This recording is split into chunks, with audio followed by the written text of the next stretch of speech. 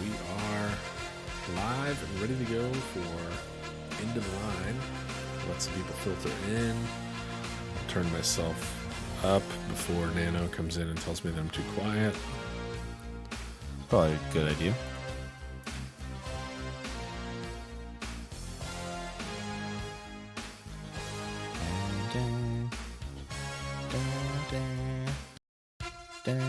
Oh, start over. Definitely in the Kurt Angle loop here, so hopefully as people are filtering in, you're excited to listen to Kurt Angle's theme music. Or should I say Captain Tiger Marsh's theme music. That too. Marsh not on the card tonight. We won't be seeing the captain at End of the Line, but we've got a lot of other matches in store in place of that.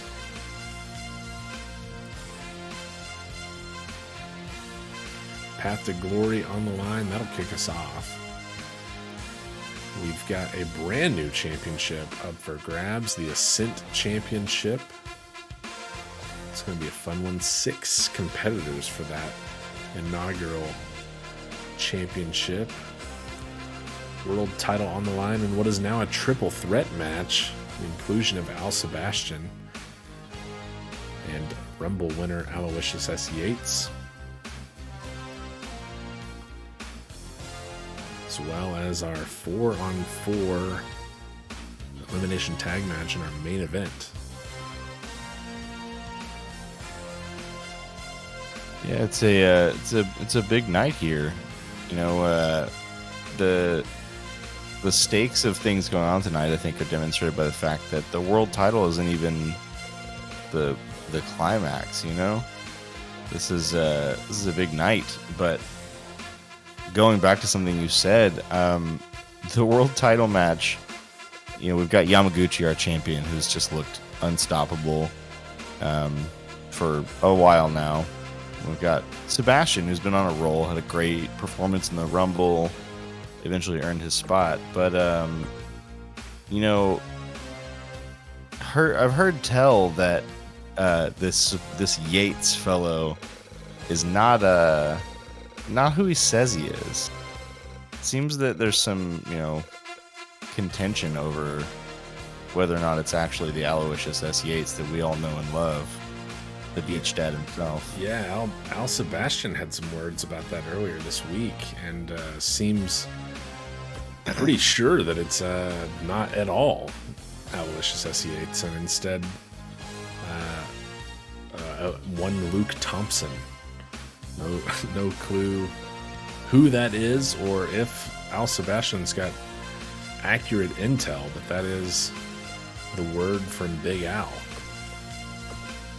Yeah, you know, it's an interesting thing. It made me wonder if, you know, is it mind games? Is it some stuff he's doing before the match, or was it, you know, is it an actual revelation the way it seems that it is? I have never heard of this Luke Thompson fellow. Sounds very, you know, kind of boring, generic kind of name. I don't know. He certainly looks like Yates, but the amount of contention, you know, it's a strange conversation to have if there weren't actually something there, I guess I should say. I don't know. It's very curious. Yeah, it's a you know, bold accusation, like you're saying. Sebastian seems like intimately familiar with Aloysius S. Yates, who he claims is not Thompson, so maybe he's got some inside intel. You know, maybe they have some sort of previous history. Not sure. We obviously need more information, but we'll find out more perhaps in that match tonight, because they'll both be on the line. Sebastian had an insane run in the Rumble that was eventually brought to a halt by the eventual winner, which was the alleged Aloysius S. Yates.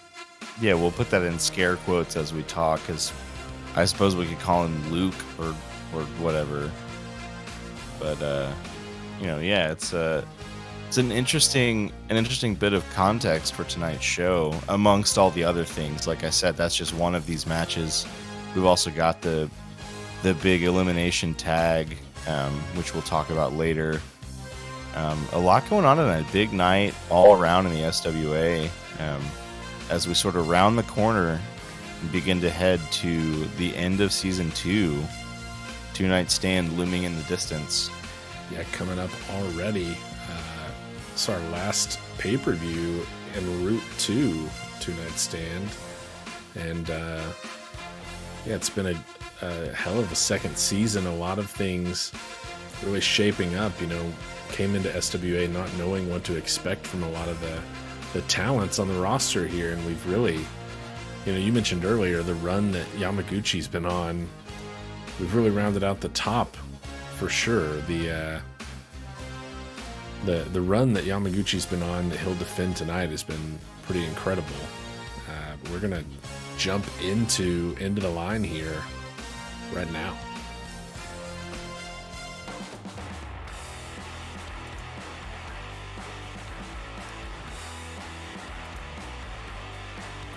Got a great audience in store for third pay-per-view of season 2. And pretty exciting kickoff match we're going to have tonight between Sangres and Dr. Morbius with that Path to Glory briefcase on the line. Has yet to be cashed in. That thing was won a while back. And we'll see, will it change hands tonight or not? Will Morbius retain? And if so, does he have plans to use that thing, or will Sangres cash it in if he comes away victorious tonight? Yeah, it's already changed hands once. That's a really interesting thing.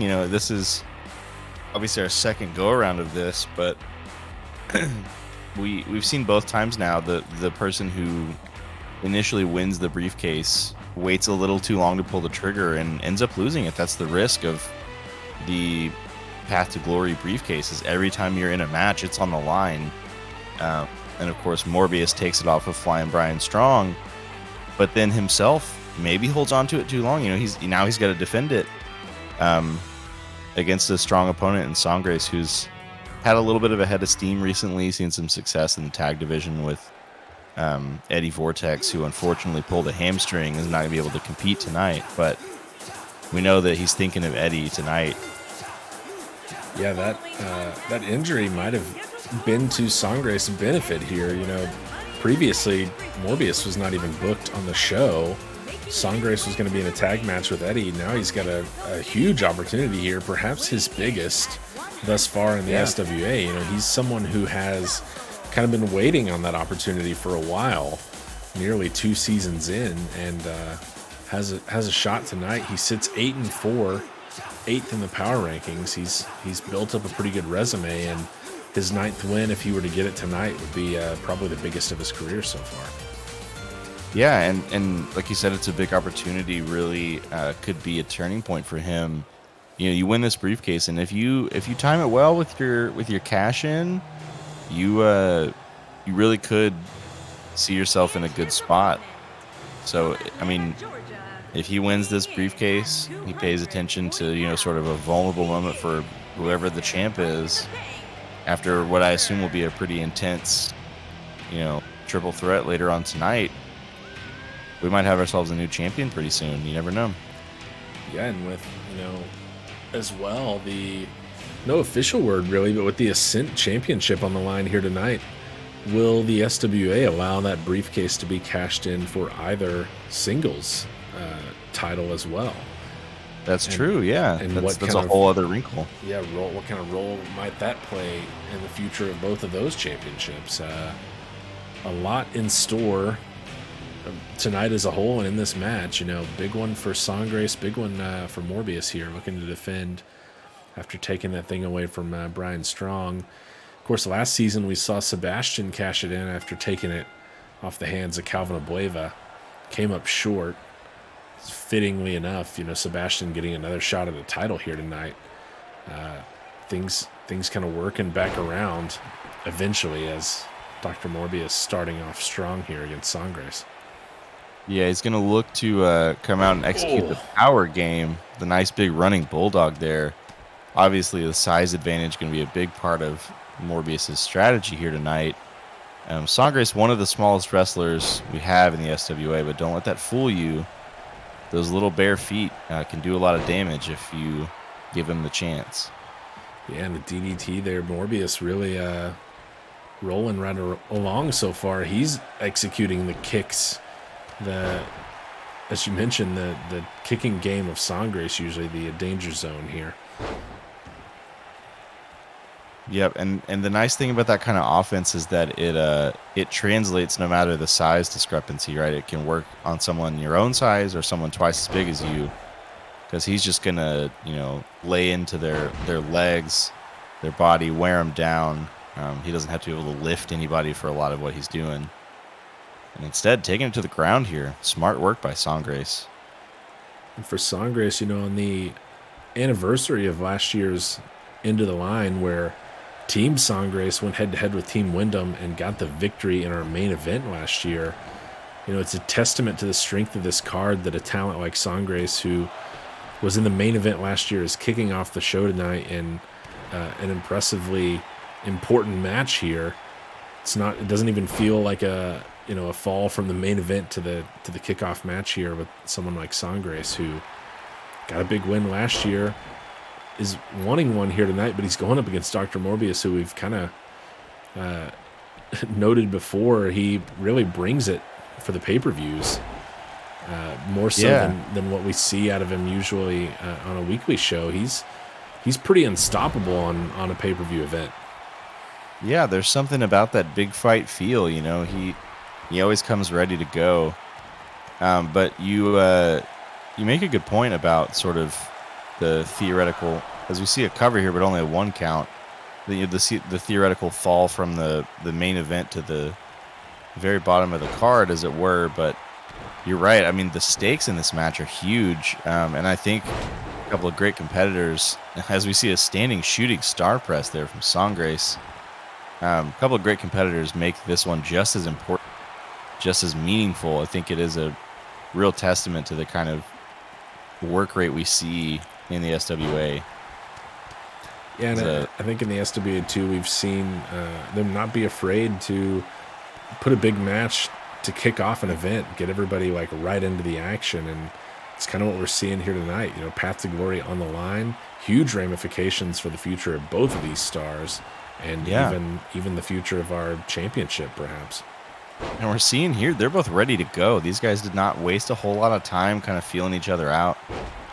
Oh, a little sidewalk slam. Sometimes you see some wrestlers kind of take their time the first several minutes. Oh, no. Oh, and a Taru Crusher over the top, drops him on his face. Strong use of the leg, but Sangres is back to his feet, and that's the kind of back and forth we've seen. A little bit of resiliency from Sangres, even though there's been a lot of offense laid in by Morbius. Big clothesline there, a little short arm lariat. Lays out Sangres. Has he retained the briefcase here? 2 count, shoulders up. Sangres continues to fight on here in our kickoff match. I really thought that might have been it. A little Japanese style offense, that really stiff clothesline, but wasn't quite enough. And the kicks from Sangres. Sangres with some offense of his own, a solid kick to the midsection there, took down the Doctor, and now Sangres looking for a cover. Has he done enough to take it away? No, 2 count, kicked out.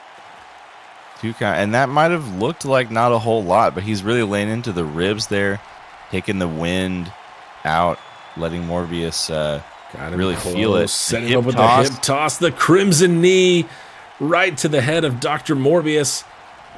The last one was close. Is this one it? 1, 2, and no, kicked out. 2.9 maybe. Ooh-wee. That was close. Barely slid a piece of paper underneath the ref's hand on that 3rd count. This match continues. Yeah. Sangres is not looking happy there, but Morbius lives on to fight another day. What's he thinking here?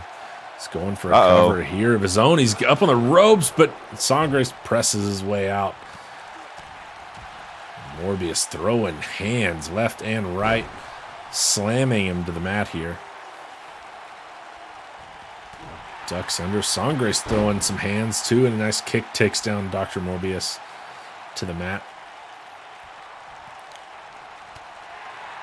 Again, back and forth action. Neither of these guys admitting defeat. DDT, but Sangres counters. He's got into a bit of a grapple of his own. Strong reversal from Sangres. Now working on the left arm of Dr. Morbius. Avoided the DDT there. Yeah, and that may be key here. That looked like it was, the beginning of a chain of moves. Looked like Morbius is kind of ready to unload, but Sangres gets control back, slows it down a bit. Going to work on the arm. I think Sangres here, slowing it down I kind of get, because you sort of limit his physical ability as Morbius repeatedly slams Sangres into the turnbuckle. But also I wonder if maybe slowing it down is going to benefit Morbius too much. Looking for it. Oh, shoulder barely up for Sangres. Oh, man. That was, speaking of sliding a piece of paper, about as close as he could come there. Now Sangres is back to his feet, but it's a counter from Morbius and drops him to a knee with a strong right. Sangres looking out on his feet here. This is a dangerous place to be. He's got him up, dumps him off the rope. Got a lot of the middle rope there. A heavy fall down. Oh, what a counter. Whoa. Incredible reversal by Sangres there, as he's now back in control, and another jump kick. Hits him with that the little foot there, levels Morbius, and is that enough? The strong right foot, no, 2 count once more.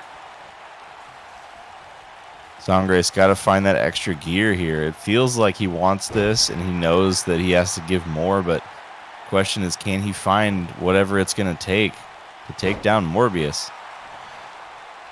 Going for the hot single leg action, but under the ropes. Morbius immediately gets out. Yeah, that grabs the bottom rope there. No luck for him.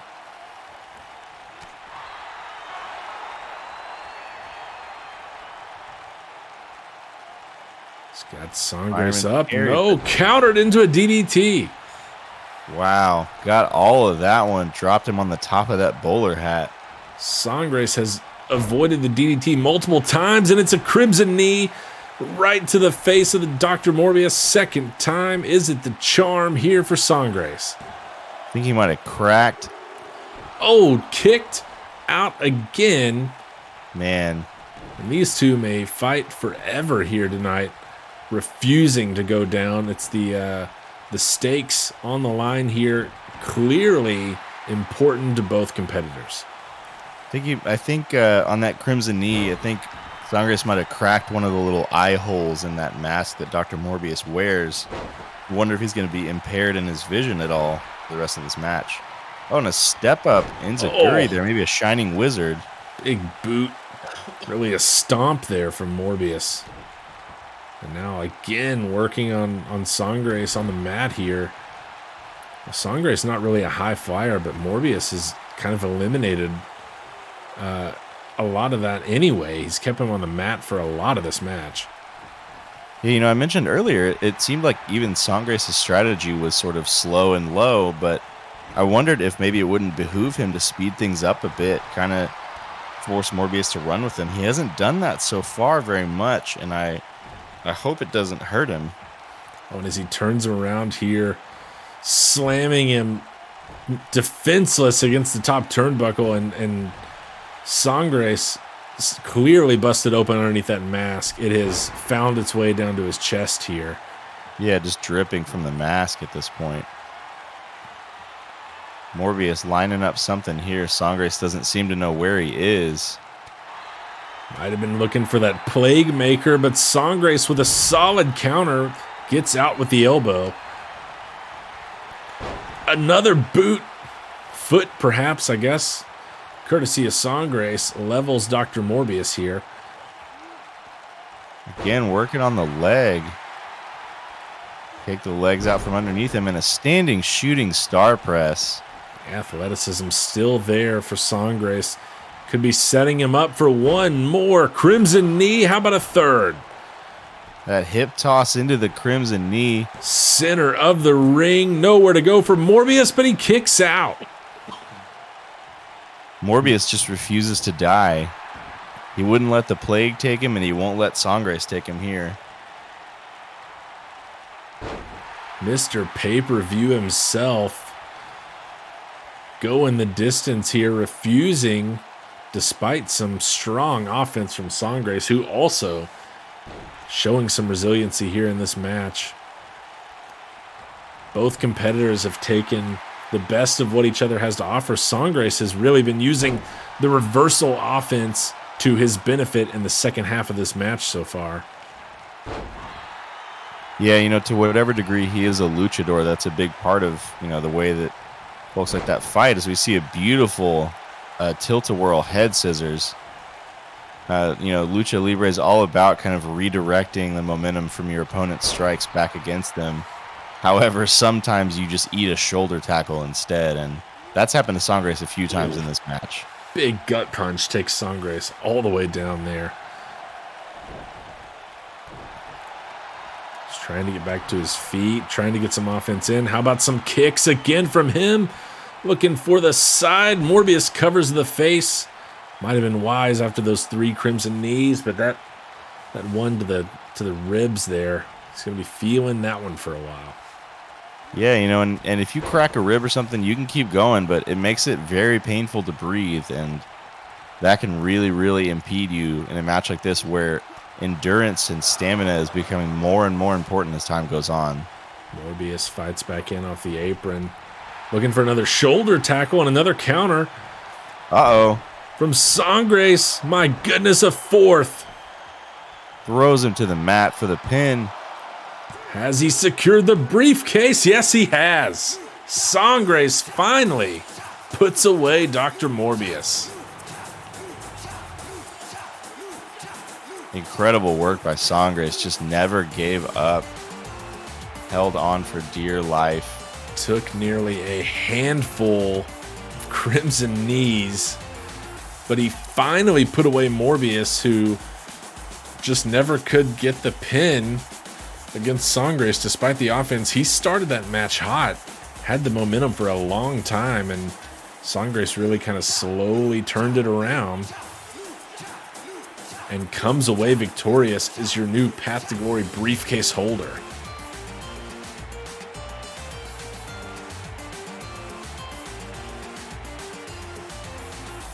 Enough crimson knees to the face and you end up with a crimson chin. Maybe that's what got under the mask of Dr. Morbius. But like you said, Songgrace is the winner here.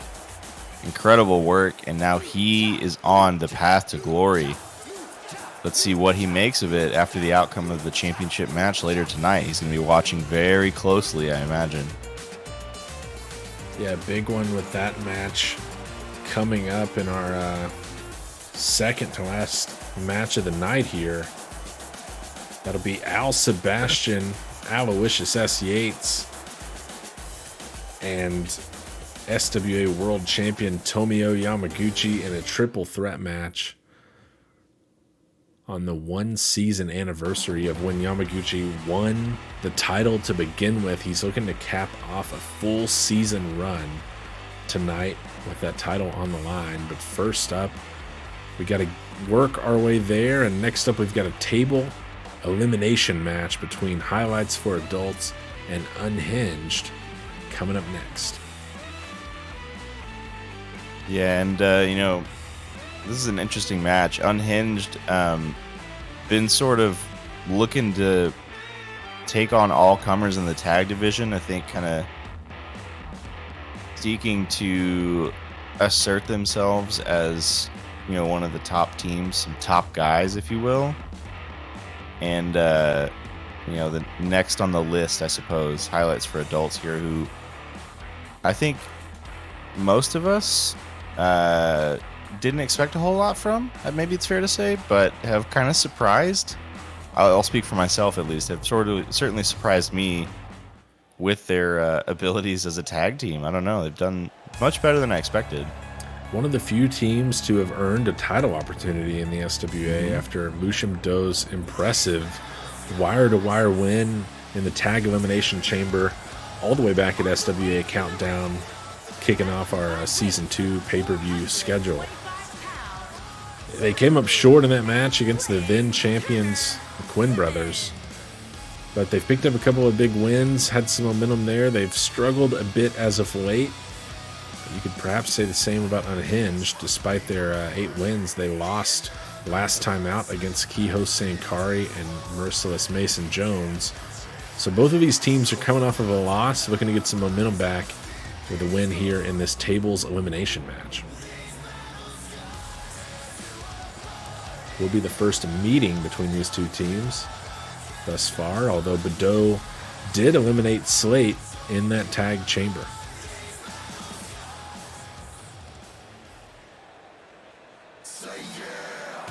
Here they come. A couple of large men. Love to mine them some rocks. Big fans of a guy named Carl. I don't know much about that, but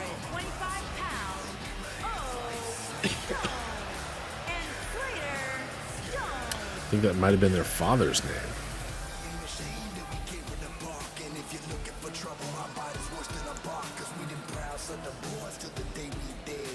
Slate and Onyx 8-4 in tag action. They have the second most tag victories, although they are coming off of a loss. Their 12 matches are tied for the most in SWA, along with Deadfire. So with this match tonight and no Deadfire appearance, they'll move into sole owners of first place in terms of appearances in the tag division.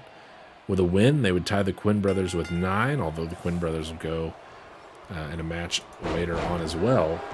Chance to go for double digits for them in their match against Warpath later on. And speaking of appearances, as we just get underway and these guys get to immediately beating the shit out of each other, it's interesting contrast here. You know, obviously highlights for adults. It's right in the name. These guys. FTS it almost went got through a piece of the table out there. Look out. That's scary. But yeah, highlights for adults. It's right in the name. Obviously, these guys wear the bright colors. Meanwhile, the Stones have the most boring attire I've ever seen in a wrestling match. Just, I don't know, a fun bit of extra something to this match. But boring attire aside, you know, these guys can wrestle, and we've already seen how quickly things could maybe change if you're not careful in a match like this. So I think highlights for adults got to be, you know, on their toes. A real RGB versus grayscale match here, and perhaps it just it's the efficiency of the Stones. You know, there's not a lot of flash in their style of wrestling as Onyx goes head first off the steel post. They're kind of a straight to business team here, and could be looking for that here as Slate sets up a table in the center of the ring. Could be going for the first elimination here as he seeks out Lucian Badeau, but it's Badeau who's taking control. Yeah, that table looming in the distance for both of them as Onyx moves it and begins to use it as a weapon, but no dice. Slate's looking to bring Lucian Badeau back in the hard way. An exploder off the second rope. Brett's rope is the most dangerous rope, and we saw why right there. Badeau rolls to the outside, but FTS is in a dangerous position off the top. Oh my, Falcon Arrow from the top turnbuckle. And he is just dead in the middle of the ring. Slate, meanwhile, can't decide what he wants to do with the table. Decides to go after FTS and capitalize with a beautiful spine buster. Slides out maybe to go after Badeau, but Badeau grabs a hold here. Onyx has a table set up in the corner. Last time we saw a table match in SWA, it was a victory by Unhinged. And it was Onyx Stone who had the 2 eliminations. as he slaps FTS in the chest, and Simmons falls away from the table. Good decision there. Yeah, that perhaps was incidental. Falling with style, as Buzz Lightyear like to call it. That was the wise choice to get away from that table. That could have been the end for him right there. Back to it we go. Not where you want to be in this match. Onyx has FTS up and power bombs him into the corner through the table. It's just turned into a 2-on-1, and Onyx is wasting no time bringing another table into the ring. Just like that, Clint Turner Simmons is out of the match, and I think Badeau's bleeding too. Snap suplex, catches his legs on the table, and yikes. Very quickly got out of hand here for Highlights for Adults. Last year at 2-Night Stand, we saw the only other table elimination match we've had in the SWA, and it was Unhinged versus Fuerza Mayor. Onyx Stone had both of the eliminations and a win in that match. He's got one here. He's looking for a fourth, perhaps. Yeah, meanwhile, Slate going for some nerve-pinching, stretch kind of stuff, just wearing him down the old-fashioned way there. Onyx has Badeau in the corner. Is he going for the fourth here, and a victory already? Through the table goes Lucian Badeau. Someone call the police because we have just witnessed a murder. Onyx Stone with 2 more table eliminations. When it comes to a table match, he is unmatched himself, 4-0. No eliminations for Slate Stone in these matches, but 2 wins regardless. That's their 9th overall. Ties them with the Quinn brothers for the most in the tag division for now.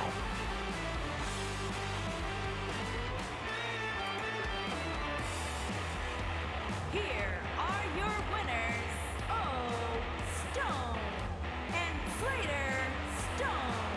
And Slade here, I think, doing the right thing, giving the credit to his brother Onyx, who really was the deciding factor in that match. My goodness. That Super Falcon arrow off the top, which is a thing you rarely see from someone the size of Onyx Stone. Power bombs both of them through the table. Kill him and get out. Time to go take a nap. My goodness. A solid showing for Unhinged, and as you mentioned, mostly from Onyx Stone. A definitive win over Highlights for Adults there. They dropped to 2-5 with a loss. Unhinged goes 9-4. And we'll see the Quinn brothers later on tonight. They'll have a chance to take back the lead in terms of most victories in the SWA, as they'll seek number 10 against Warpath later on in a 2-out-of-3 hardcore match. But first up, we've got a brand new championship on the line, the SWA Ascent Championship, and it's a 6-man elimination match with the belt on the line, and it's going to be a good one.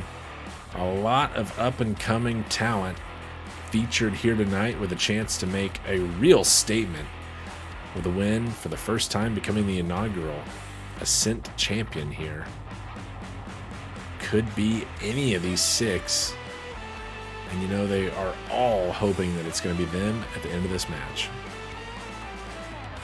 Yeah, there's something about, we saw this, we've seen this a couple times actually, every time we've debuted a belt, right? We've seen there's something extra exciting in the air in these matches where a title is on the line for the first time. It adds an extra electricity to the match, and I think everyone has got a little extra adrenaline going, a little extra juice, and it's always an exciting time. You had this many people in the ring at the same time, it's going to be a little chaotic, but it's about being able to persevere in the midst of all that chaos and find a way to win that allows you to really claim that championship and mark your own ascent toward the top. That's what this championship is about, and I think whoever comes out on top in this match will really have shown that they are, on the way up. Yeah, not only, will coming out on top of this match be important, but, 5 eliminations are going to happen for somebody to be crowned the Ascent champion here. It's not going to be sneaky pin or submission that's going to do it. You're going to have to go through everybody one way or the other. You got to do this the hard way. That's a good point. We've already seen Flying Brian Strong make his way to the ring. 3-1 for Strong. He's ranked 19th in the power rankings, and started off his career with quite a splash. He won the Path to Glory briefcase earlier on this season. Of course, his only loss was to Dr. Morbius when he dropped the briefcase. But for having such a early start to his career, Strong already has a win in a big multi-man match with something on the line, being that briefcase. We'll see if he's able to do the same here tonight with the championship on the line. So Czar Malveaux, he is 6-5, 14th in the power rankings. He's been with the SWA a bit longer than Strong, but he's kind of been on the rise for a while here. Started off his career pretty slow, but he's pulled off a string of wins lately, and he's looking to make a big one here tonight.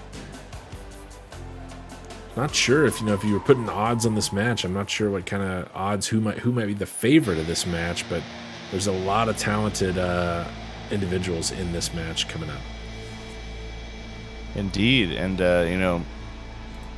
in the same way you mentioned that we have guys like Malveaux who have been around for a little while, and guys like Strong who are a bit newer, but we've still seen some great performances from. We've also got some even newer guys who we've only seen once or twice. I think we're really running the gamut with this group of competitors, and I think it's going to be really interesting to see, whether experience comes into play here, or, if someone a bit newer like the Tiger King himself here can come out with a win.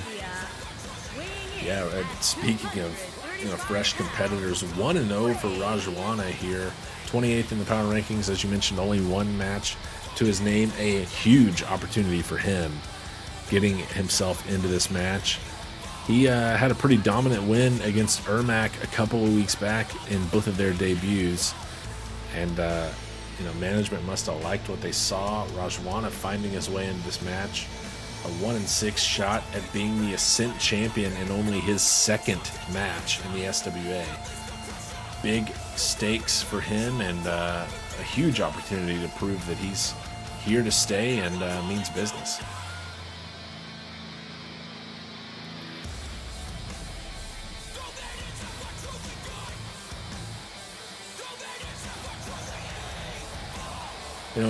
An interesting point, only one match to his name so far. When he came out last time out, the fans were not behind him. Notably more positive here tonight. No chorus of boos for Rajwana after an impressive win. May have won some folks over here. Yeah, I think maybe so. It was a great performance, you got to say. I understand being skeptical of somebody you've never seen before, but after seeing him go in the ring, I think maybe they earned their respect a little bit, and props to him for doing that.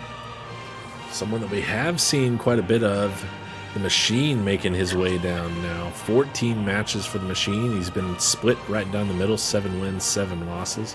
He hasn't exactly climbed all the way up, although he's made his way up to 13th now in our power rankings. He started his career off slow, but he's been on a bit of a run lately, racking up wins more often than not. And he's finally getting a huge opportunity here to really propel himself perhaps into the top 10 of our power rankings and become a champion here tonight. He's going to be the biggest man in this match and perhaps the hardest to eliminate. Yeah, it all depends. We've seen really the ups and downs of a career. Someone like the Machine, who at times looks unstoppable and at other times looks very, very stoppable. He might be the easiest to eliminate. You never know what you're going to get at a given time. But also entering now, another sort of enigmatic, often surprising guy. There's a Starman waiting in the sky here. This unique alien sort of character who we've seen do some pretty crazy things, jumping onto tables and ladders from turnbuckles, doing crazy flips. He's very unpredictable, just the sort of chaotic presence we need in a match like this. Yeah, a strong start to his career as well. 3-1 so far, 18th in the power rankings. He was in the final 2 of the Royal Rumble, was eliminated by Aloysius S. He's got a shot here at a championship, but he was one elimination away from vying for the world championship. That's the kind of the right on the edge career he's had so far, and he's looked strong when he's been out there. We'll see if he can pull it off here tonight, perhaps get himself the championship that he thinks he might have deserved at that Rumble. Not to mention, he was also involved in, in the Path to Glory match. That we mentioned the big win for Brian Strong. It was that match where we saw Starman kind of debut and hit a crazy move where he leapt from the turnbuckle onto someone on top of a ladder. He's fearless, and speaking of fearless, Diego Mercer now entering the ring. The Phoenix himself, we've seen a lot of Mercer featuring with Deadfire, working tonight alone, and he's been pretty good when he has worked in his singles matches. 4-2, he's 17th in the power rankings, and a huge opportunity for him. This was one of the matches that was audibled a bit before tonight after the card was announced, and Mercer being added to this match, a huge opportunity for him. Yep. In this one, much like the opportunity for Songgrace in that Path to Glory match, we saw Songgrace capitalize on that opportunity. Will Mercer do the same here in this 6-man elimination match, which is underway? And no surprise, Mercer goes after the biggest guy in the ring, in the Machine. He's certainly not afraid of a size discrepancy.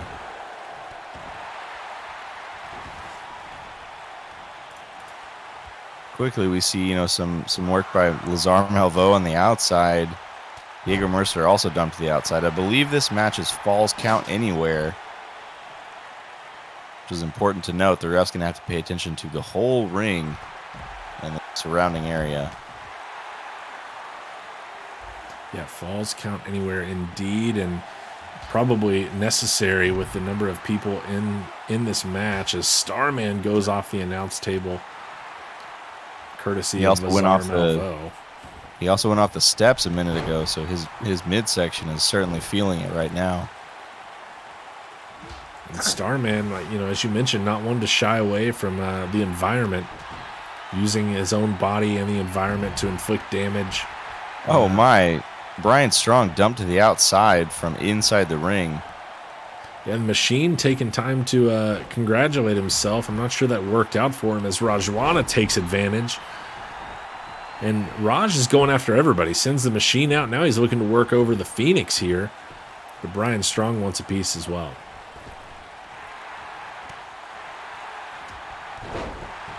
Everybody looking for a piece there. No one can decide who they want to attack. Like I said, this match would be a bit chaotic, and now we've got a couple of guys laid out on the outside.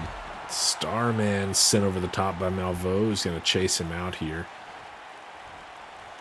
The Tiger King and Flying Brian working in the ring.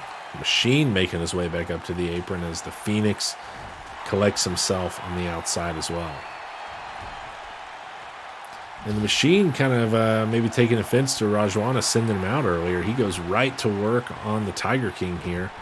Brian Strong happy to just watch, and he catches a drop kick from the Phoenix. Never saw that one coming. Sure didn't. Oh, missile drop kick from the Phoenix now on Flying Brian. Mercer going to work on the far side Big of the neck ring, but breaker. now he's countered by Strong. Everybody back in. A lot of chaos happening here. Reminder, this match is an elimination match.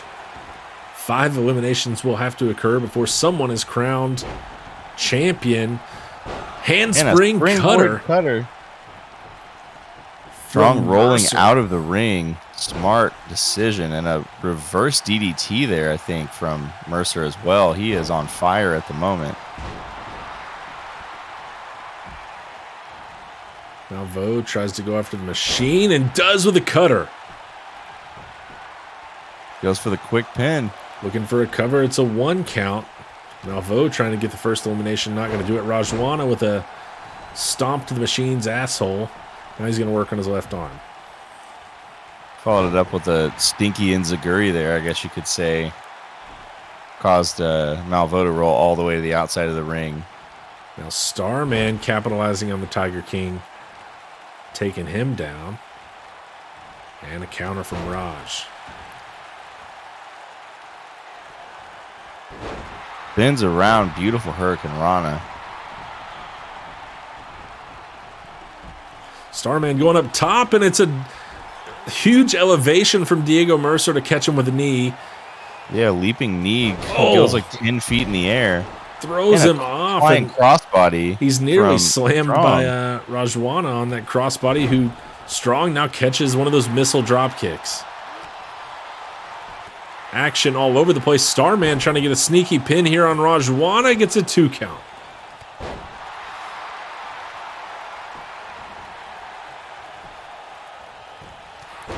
Mercer working on the leg of Malveaux. Some hot SLA there, but it's not going to get it done. Malveaux gets out of the hold.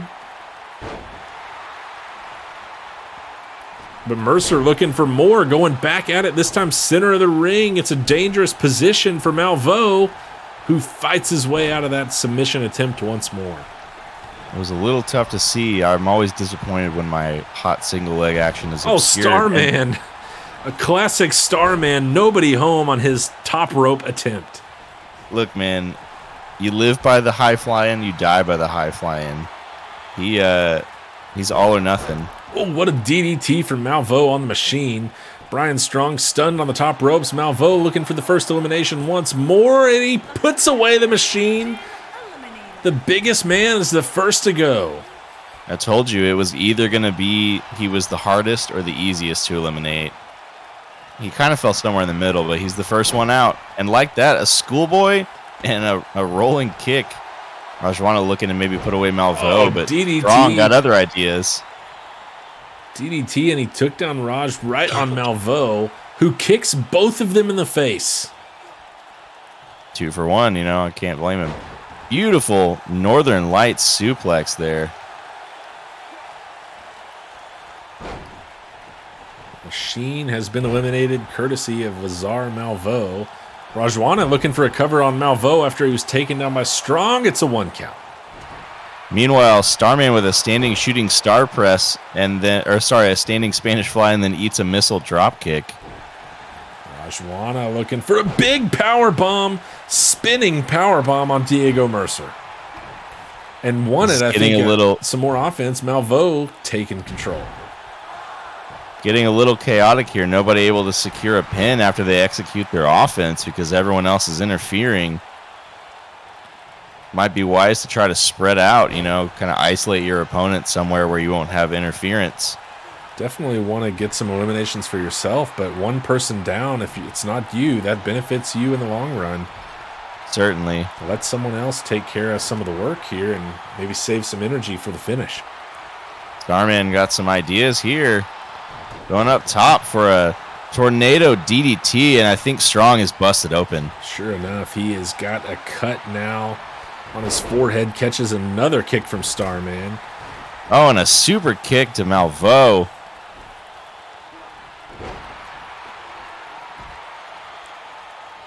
Rajwana handing out beatings right now, sends Mercer back first into the mat. After that super kick, now taking him up top and dumping him down face first. The Tiger King going to work until Brian Strong sneaks up and puts in some offense. They're the only 2 in the ring now. The rest taking a moment to recover outside, probably wise.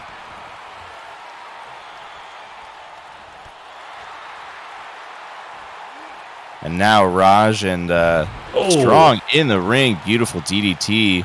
It's a We got some DDT, more and he's color. busted open as well.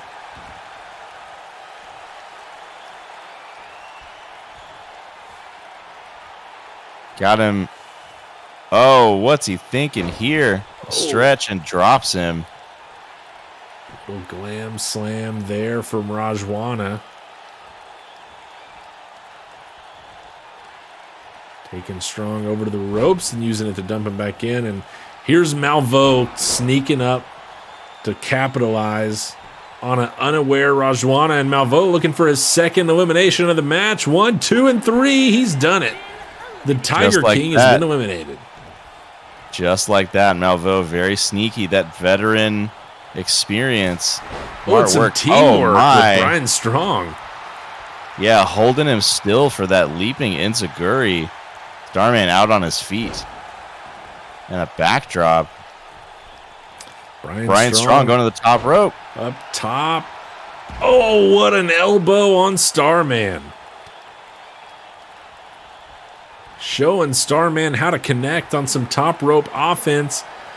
Looking for the cover, and he's 2 count. Starman kicked out somehow. Meanwhile, a handspring cutter again from Diego Mercer, and Malveaux again on the outside. Oh, DDT there. Flip up by Starman. Starman has suddenly got some life. With everyone else down, Starman's back to his feet. Perfect time for him to miss something from the top rope. Another standing Spanish fly.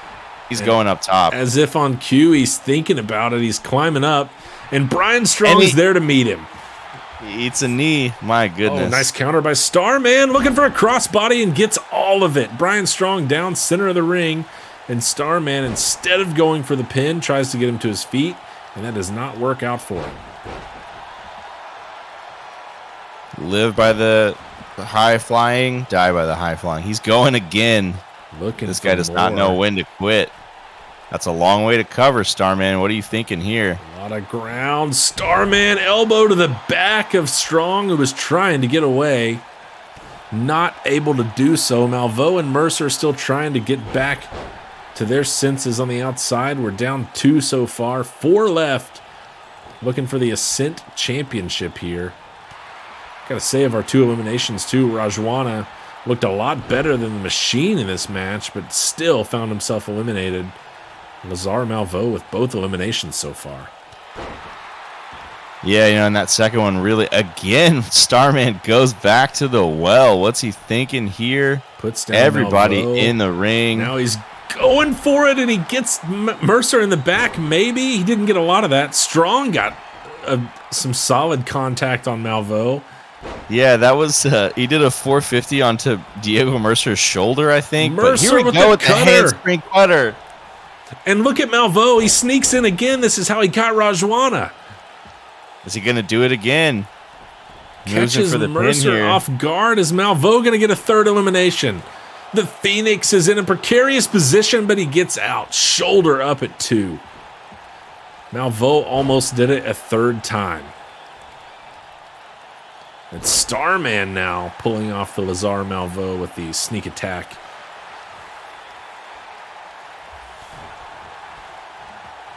Starman introducing some more chaos into this match.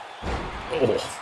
Goes for the I don't even know, little fisherman's driver. I don't know what that was, but and a side suplex here, dumping him on his head. We'll have to wait. Going back again. We'll have to wait till Doc's back on commentary to tell us what that move was as Starman goes to the top rope here. Singling out Malveaux in the ring. Malveau's to his feet, and Starman takes him down, knees first. Meteora from the top rope. Oh, and a counter from Brian Strong, but a big left from Starman connects that time.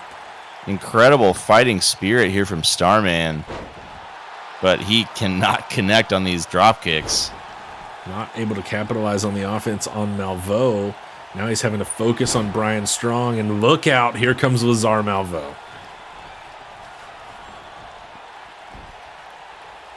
Starman rolls to the outside exhausted from his Rumble spot, and Lazar looking for a surprise pin there, gets a 2 count on Brian Strong.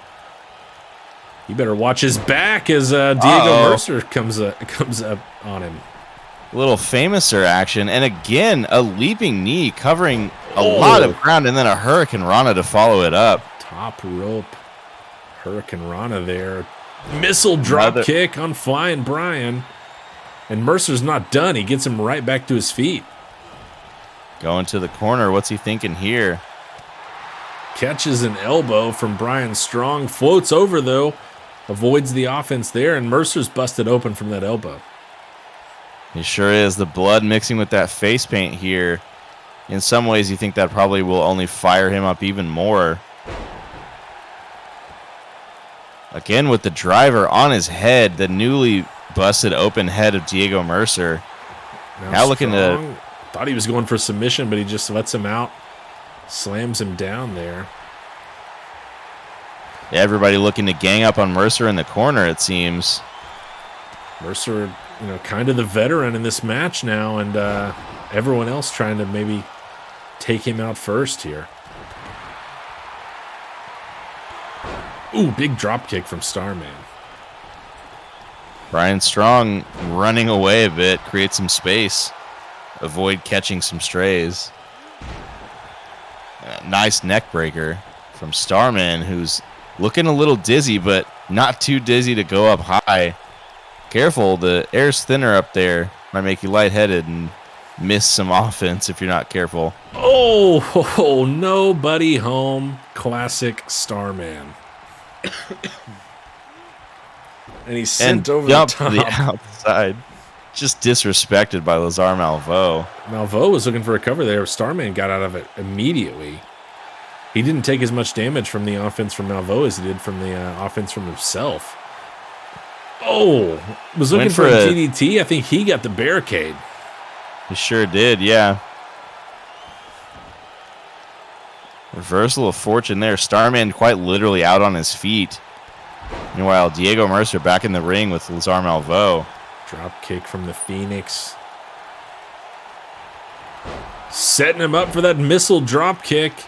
Malveaux wisely rolling out of the ring. Can't say that I blame him. The ref snaps out of his fugue state and has returned to the ring in case a pin should occur. Looking for a clothesline, but he's dumped off the top rope. Nice counter from Mercer. Another famouser.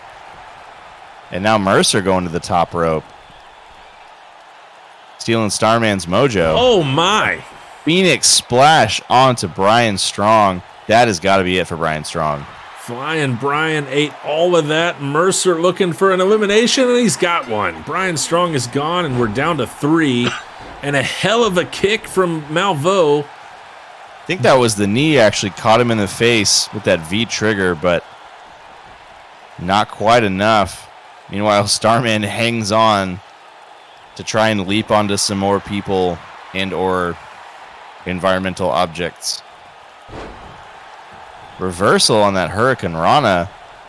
Malveaux focuses on Mercer yet again. A counter from the Phoenix, a counter from Malveaux. Back and forth between the two veterans of SWA here. Mercer tries to throw the shoulder in the corner. Nobody home. He's going to get his face run through with that boot. And oh, what a fourth. My goodness.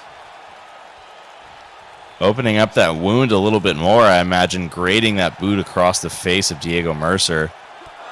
Another drop kick, and now Malveaux's bleeding. Mercer's arsenal of missile drop kicks has yet to run out here, but it's a float over DDT from Malveaux. He's got What's Diego he looking back for to to follow his it up? feet. Trying to go to work in the corner, but he's countered by Mercer. And a side suplex here. Really controlling things while Starman recuperates on the outside. I think Malveaux would be wise to try to... Oh, as he almost eats a drop kick there. Uh-oh. Oh, no. Oh, on the apron. Malveaux looking for the cover on the outside after slamming Mercer on the apron. Starman breaks it up. What Starman is again Starman thinking? doesn't seem to understand the concept of this match, but Or doesn't seem to care, perhaps. he's just here to do some tilt-a-whirl reverse DDTs and leap off of really tall things. Oh, As he eats a face full of post. Steel corner post, and how about a second helping? Well, if he wasn't concussed from all the missed splashes, he probably is now. Mercer gets out of the way there. Nice cutter. He's looking for a cover on the outside as Mercer got a second elimination, putting away Malveaux. 1, 2, and 3. We're down to our final 2. And here we go. The final 2, the veteran versus the rookie. Diego Mercer puts away Lazar Malveaux. 2 eliminations for the Phoenix, 2 for Malveaux so far, and we've got our final 2. Only 1 to go. Starman is looking for a cover. I think he got a 2 count. I have no idea where the ref is or how he saw it. He's got really, really good eyesight. There he is, coming back. DDT from Starman. He was startled because of how closely he could see that DDT. Looking for the cover for Starman. 2 count. Mercer kicks out. Starman got something else queued up here. Again with over DDT. Again goes for the pin. Looking to put him away here on the outside. Starman comes away with the win. And despite all of his, self-sabotage by way of reckless offense, Starman comes out on top and is your first Ascent champion. There is a Starman waiting in the sky, and he looks like he will never be deterred. I'm not sure, if he took more offense from others or himself. There he is with his new piece of hardware, the Ascent Championship. Starman, your inaugural champion, goes wire to wire. He only got 1 elimination, but it was the one that mattered. The one that got him a victory. Big win for Starman in that 6-man elimination match here tonight. Incredible work. Just persevered beyond all else, which is what we said it would take, and he showed us that he had what it took. Came away victorious when it mattered the most. His 4th win, and a big one. Won't go on his record as a singles victory, but no doubt his biggest win thus far, and could be the first of many big wins in the future of Starman, our first ever and the inaugural SWA Ascent champion.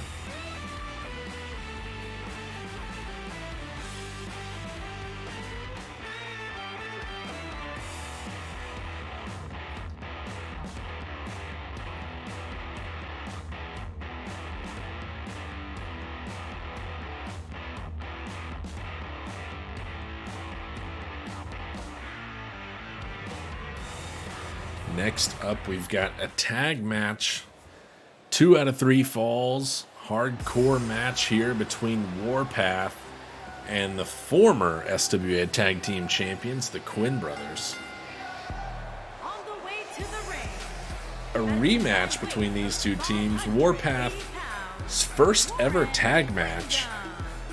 They accepted the open challenge. They faced the Quinn Brothers while the Quinn Brothers were champions and were taken down by Jamie and Noah. They'll have a shot at revenge here tonight in this 2 out of 3 falls match where anything goes. It's Warren, Wyndham, and Painwrecker, 2 of the best in the business. Wyndham sits 3rd in the power rankings at 11-3 in singles. Painwrecker, 11-5, puts him 5th in the power rankings. Some of the top talent still remains to be seen if they can really put it together as a tag team. They are 1-1 thus far, including that loss to the Quinn Brothers. They took down Highlights for Adults a few weeks back, but it would be a tall task here taking down the 9-2 Quinn Brothers, who are hoping to get a big win en route to maybe earning a shot at their former titles back, which are now owned by Dirty Deeds. Yeah, it's a good point about the individual talent we've seen from Warpath. Obviously Warren Wyndham, our first champion. Painwrecker also had an incredibly strong run as a singles competitor. But they haven't quite shown if they can put it together as a tag team. Meanwhile, obviously the Quins were for a while undefeated and are obviously the most successful tag team we've got in the SWA. And I see here tonight they're on theme with their blue pants. But the Quins, maybe not in a free fall just yet, but hit some speed bumps, eating a couple losses, and it's I'm curious to see if they can right the ship and really kind of reassert themselves as the dominant forces, or if this is the beginning of the downfall of the Quinn brothers. Yeah, it's hard to say that 9-2 as a record is on the downturn, but those 2 losses have come back to back, including losing their championship to New Era and then being taken down by Dirty Deeds, who then went on to take the titles from New Era. So last week on our 30th episode, the tag titles are not defended tonight, as Tomoyo Yamaguchi's already booked in a triple threat SWA World Championship because he now holds tag and world championship. His partner DDT is going in an Iron Man submission match, which is coming up next. But right now, we've got Painwrecker going to work on Noah Quinn in the corner, and Jamie Quinn has found a ladder and is trying to use it on Wyndham, but Wyndham comes away with it and slams it into the back of Jamie Quinn a couple of times. Puts it down maybe to save it for later. Things could get interesting. This is an Extreme Rules match, and a lot of violence probably will occur in the course of this match. Extreme Rules and 2 out of 3 falls. Painwrecker looking for the first one, can't get it over Noah Quinn here. Maybe a smart choice to try to go for one early, though. Give yourself a lot of time. Wyndham beautiful tosses Jamie over the top, and he got a bit of ladder on the way down. Yeah, beautiful overhead belly-to-belly suplex. Like you said, catching a bit of that ladder. But, like I said, a lot of violence going to occur as we see Quinn dump to the outside. Meanwhile, Painwrecker eats a table. Noah was laying in wait with that table, and now he's going to work on Painwrecker with it, who is wisely ducked back inside the ring, given that the table is on the outside.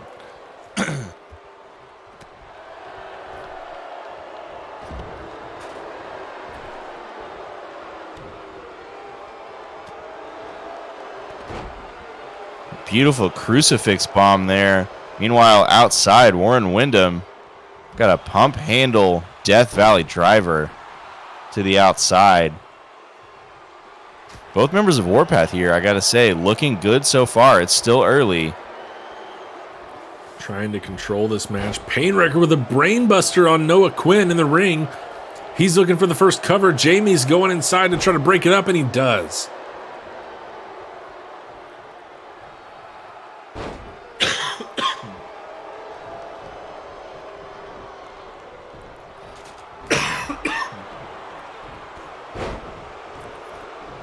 Warren Wyndham getting the stomps out in the corner while Noah Quinn works over his teammate. Now looking to go to work. Sheer drop on Noah Quinn. He's now taking a brainbuster and the sheer drop. That's got to be the first fall. 1, 2, and no! Noah kicks out. Shoulder up somehow. Not sure how Noah Quinn got out of that one. Yeah, despite already having taken quite a beating, you don't get to, I believe it was 9-0 at their peak without being able to take quite a beating and find a way to be resilient and kick out of some pin attempts. Meanwhile, Jamie with a spear. Spears the former world champion. Now he's looking for a cover on Warren Wyndham. Gets a 1 count.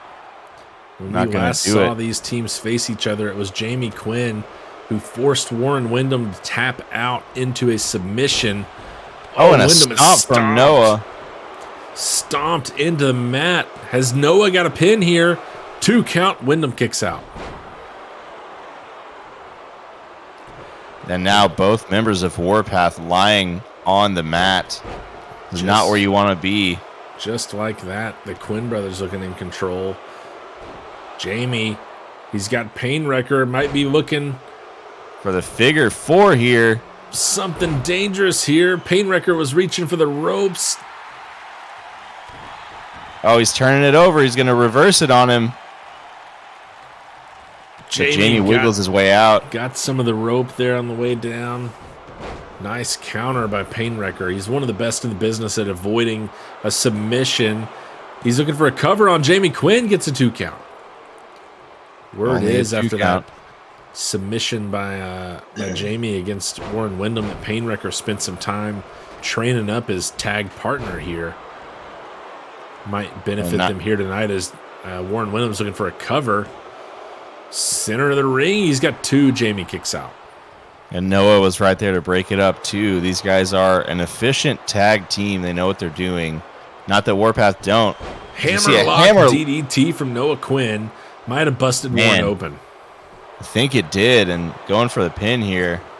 1, 2, and 3. We got a first fall. Noah Quinn over Warren Windham. That's 1 fall to the Quins, but this match is not over yet. In fact, it's just getting started. Now Painwrecker's looking for a cover after a float over DDT.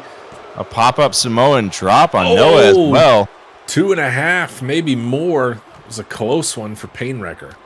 It was good teamwork, occupying both members of the team at the same time, but not quite enough for a pin. Meanwhile, the table is standing up on its narrow edge outside. A minor miracle. Painwrecker ducks out of the way there, delivers a couple of boots to the face of Jamie Quinn, but it's 1-on-2 in the ring right now. Not the best situation for him. Although he's trying to make the best of it here. Still catches the DDT. Jamie's going right for the cover and looking to put the match away. 2 count. Not enough, but Warren Windham got to get up and get involved a little sooner. Painwrecker finally ruins the miracle by kicking that table over, and Warren Windham whiffs on a running knee.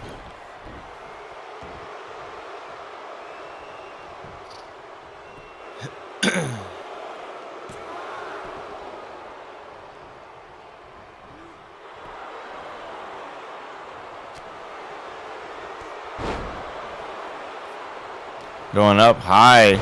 Sheer drop on Jamie Quinn. Painwrecker on the outside. Noah immediately breaks up the pin, though. That was never going to happen with both Quinn brothers in the ring. And a Hurricane Rana from Noah Quinn. He's already secured 1 pin against Warren Windham. Can he get another one here and finish this match? Windham's fighting back, though. Windham really got to show some situational awareness as he just tosses Noah over his back. Showing a little awareness that time, though. Going up for that pump handle Death Valley driver. A little too tired to get to the pin right away, but he's got more in mind as Painwrecker conveniently appears and is looking for the kill switch. Painwrecker hits the kill switch. Wyndham's got Jamie Quinn. Sheer drop. They're both looking for a cover. Painwrecker's got one. And this is an even match. And Windham lets single fall. Lets Jamie out of it. They might have had 2 there. Might have, but either way, they got to fall. They're back in this. This is now a 1-fall match for all the marbles. Ref possibly should have been counting both of those falls at the same time. I don't think he saw Wyndham's cover of Jamie. But we are even, as you mentioned. 1 more fall will decide the winner of this one. Float over DDT from Painwrecker. Noah Quinn, who is super bloodied down in the middle of the ring, but he's back to his feet. Yeah, he looks quite out of it. My goodness. Meanwhile, Brain buster. Another brain buster on an already busted cranium, I gotta say. Wyndham Looking for working the on pin. This Quinn, could but be it. Painwrecker looking to put it away. 1, 2, and 3. Warpath, 2 falls to 1, both coming by way of Painwrecker, who carries this match for Warpath. An incredible match on both fronts. If nothing else, I suppose Warren Wyndham serving as the tank, taking a lot of damage. But you're right. Painwrecker really showing his worth in this match here, carrying the much larger Warren Wyndham to a huge tag victory. Getting some revenge on the Quinn brothers. They didn't get it done when the title was on the line, but a big win against a strong team here, although the Quinn brothers have now lost 3 straight in the tag division. They're 9-3. It's weird to say fall to 9-3, but 3 in a row. Warpath moves to 2-1 with a big win here tonight. And it was Painwrecker with 2 falls for Warpath. Noah Quinn got the fall on Warren Wyndham on the other side. 2 falls to 1. And we move into our Iron Man submission only match, 15-minute time limit. It's the Lion King Nathan Bogard taking on the Fed Daniel Drake Thomas. And these two, this really all started back 2-night stand, night 2 last season. Nathan Bogard had an impressive debut on night 1 and then went toe-to-toe with the submission master himself in an Iron Man match. There was a triple threat featuring Yasuke Bozeman. Bogard and the Fed both secured 5 submissions, and Nathan Bogard had Daniel Drake Thomas in a position that looked to secure the 6th when the time ran out, forcing them to a draw. They went one-on-one following that match, a match that ended up going Thomas's way, and we thought that would be the end of the story. Nathan Bogard came out in the Rumble at Right to Fight, made 1 elimination, and it was Daniel Drake Thomas before he was dumped out as well, and now they will settle it once and for all, one-on-one, no triple threat here tonight, no one else to worry about. Submission versus submission, 15-minute time limit. Someone will come away victorious. I don't think either one of them are going to be looking to fight to a draw again here tonight. Yeah, you know, I've heard this match type referred to as an ultimate submission, you know, or ultimate submish for short. It's really a chance to prove yourself, especially given the context and the history that we've seen with these two. I think Bogard in particular really looking to make a statement. In the vein of the statement he made in the triple threat match, where he really showed out as a real viable submission style competitor, a prominent member of the sub gang. I think he's got a lot to prove here tonight, and I feel like he thinks he's up to the task. Got a win a couple of weeks back against Dead Peace, another submission artist. But it's the master. It's the now newly crowned tag champion, Daniel Drake Thomas. The tag team champion, Daniel Drake Thomas. You know, those horns have gotten a lot bigger in the last few weeks. He should maybe look into getting some, like, I don't know, some files or something. Yes, things seem to be a little out of hand for Thomas. Not sure what is going on there, but something is brewing, is going on with him internally, externally, unclear. Whatever it is, he's going to be looking to put it to use or hold it back here tonight to be at the top of his game. Thomas sits inside our top 10, 6th in the power rankings, 10-6 in singles action, all 10 wins coming via submission. Despite both being submission artists, there's a difference in styles for sure between the two. Technical on the side of Thomas, power on the side of Bogard. And that's what they'll be looking to rely on here tonight. 15-minute timer underway. We've got some chain wrestling to kick us off.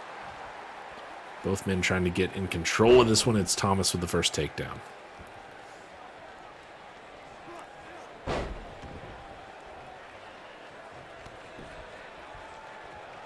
Yeah, you mentioned the difference in style, technical versus power.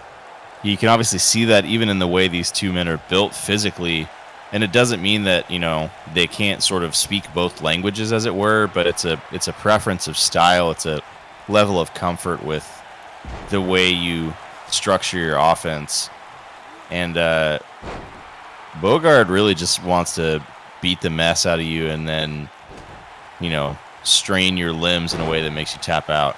DDT is much more precise, targets an area, works on it for the whole match, and then executes something like an ankle lock or an arm bar and puts you away very quickly. Yeah, for Bogard, we see him go to the Lion Tamer. We see him put his opponent in the Lion's Den. And as you mentioned, for Thomas, something like an ankle lock can seem so simple, and yet he makes it so painful, so deadly in a match like this. If he gets that thing locked in, it's all but over. And we've seen him use an arm bar to secure one of the quickest victories in the SWA's history. He is multi-talented and can find a lot of ways to get the job done. Interesting, they're taking a powder to kind of talk to himself, hype himself up. Oh, and it's Huge. a power bomb, which is going to do some damage to the lower back, an area that Bogard will like to target, and he's taking it back up for a second. A deadlift powerbomb on that, and he's not done yet. My goodness. The damage to the back, and Bogard is going for more. That's 4 power bombs now. Thomas finally kicks out. Bogard might have been going for a 5th, or he could have been looking for the Lion's Den there. We're over 2 minutes into this match now. No falls either way. Of course, submission only here. Yeah, this one I think will be one of those matches because of the nature of submission matches. As we see, a Texas Cloverleaf. Shout out to the man of 1,000 holds, Dean Malenko. Thomas trying to can Bogard get to a rope or slip out of this hold? No, he cannot. There it is. There's one. That's how dangerous Thomas is. A first submission, and he hardly did any damage beforehand. That's how dangerous he can be in a hurry. Gets the first fall moments after taking nearly a handful of power bombs. The curse of the commentator strikes again. I was telling you about how it was going to be a slow build to a number of submissions in quick succession. And like that, DDT gets a huge one. Meanwhile, the power game on display here. Bogard with an overhead suplex, some squats in the middle. He does not skip a leg day. The slow build that you were talking about was in that maneuver there from Bogard, showing off the strength, the stalling slam there.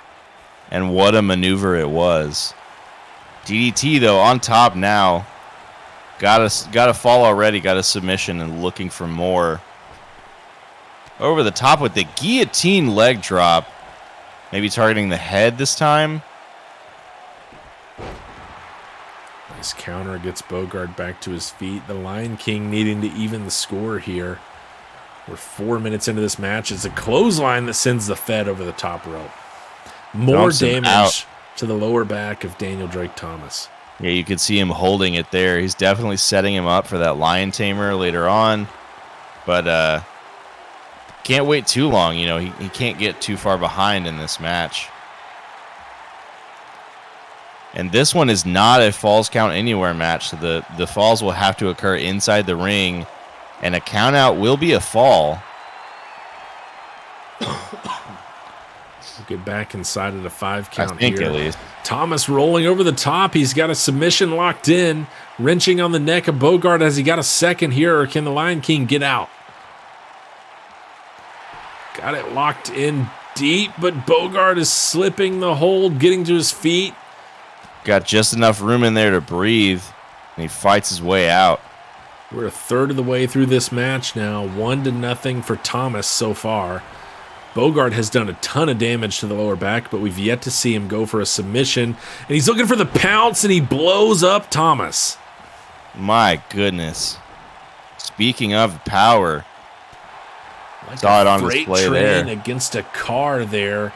Takes him out, but Thomas has the ankle lock locked in, center of the ring. Dangerous situation for Bogard, and he taps immediately. There it is. That's 2 for Thomas now. Still nothing for Bogard.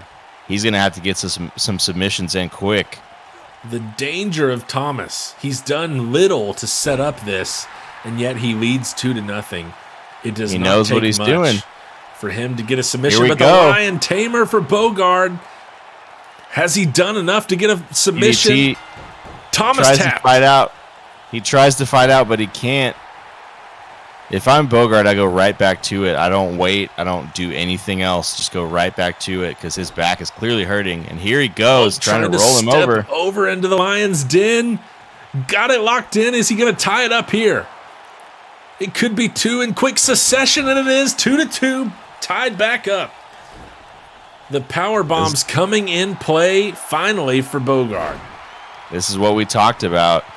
These sorts of matches, this is a war of attrition. Beautiful overhead press and a slam. More damage, too, to the lower back. Slams him on the back. Careful to aim appropriately there. But it's Thomas who's back to his feet here, and he's got an armbar locked in. He's wrenching on the left arm of Bogard. A Fujiwara armbar. Oh, man. He fights out. Bogard rolls out of it. Score stays even here, 2-2. We're about 7 minutes into this one. Bogard just tied it up using the Lion Tamer and the Lion's Den. We've seen Thomas with a choke and the ankle lock. Now he's got another armbar locked in. Again, focusing on the left arm. Bogard gets his foot on the ropes. And that is a very lucky thing to be in that place because he could have been toast right there. Uh-oh. He's got wrenching the head, on the face. wrenching back on the neck. He's applying some pressure to the back there, but it's not enough. Thomas slips the hold. Yeah, DDT able to slip out. I thought maybe he was going for a camel clutch there, but it didn't work. Couldn't get his arms lifted enough. Now working on the arm again.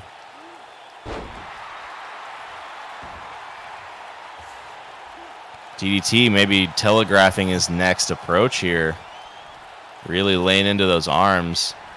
He's definitely focused on the arms, but he's going back to the neck here. He's got a submission with this before, and he gets a third. Bogard taps out. 3-2 DDT right now. Got about 7 minutes left. We are about halfway, just a little over halfway through this match. Thomas regaining the lead, but he's in a bad situation. It's another power bomb. My goodness, the force on that one. Thomas looking for something here. Going back to the foot. ankle. Looking to extend his lead as he got a fourth.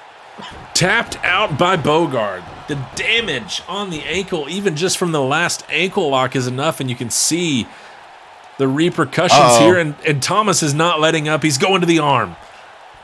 Stretching that arm out, pulling on the shoulder.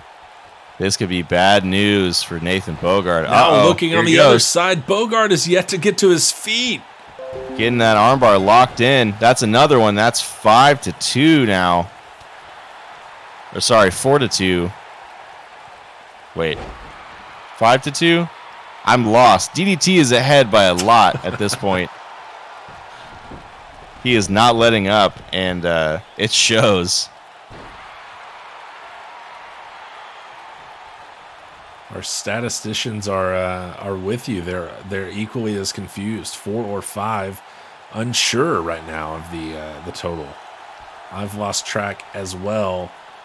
I know that Bogard has some catching up to do. He's done the damage, but he's not been able to get the submissions locked in at the rate that Thomas has, who's going for another here. Looking for number 6 perhaps, and Bogard taps immediately. This is getting out of hand for Thomas. Shades of Slate Stone on that one. And, you know, this new sort of horny DDT is a scary character on top of who was, you know, a person who was already one of the most dangerous submission artists in the SWA.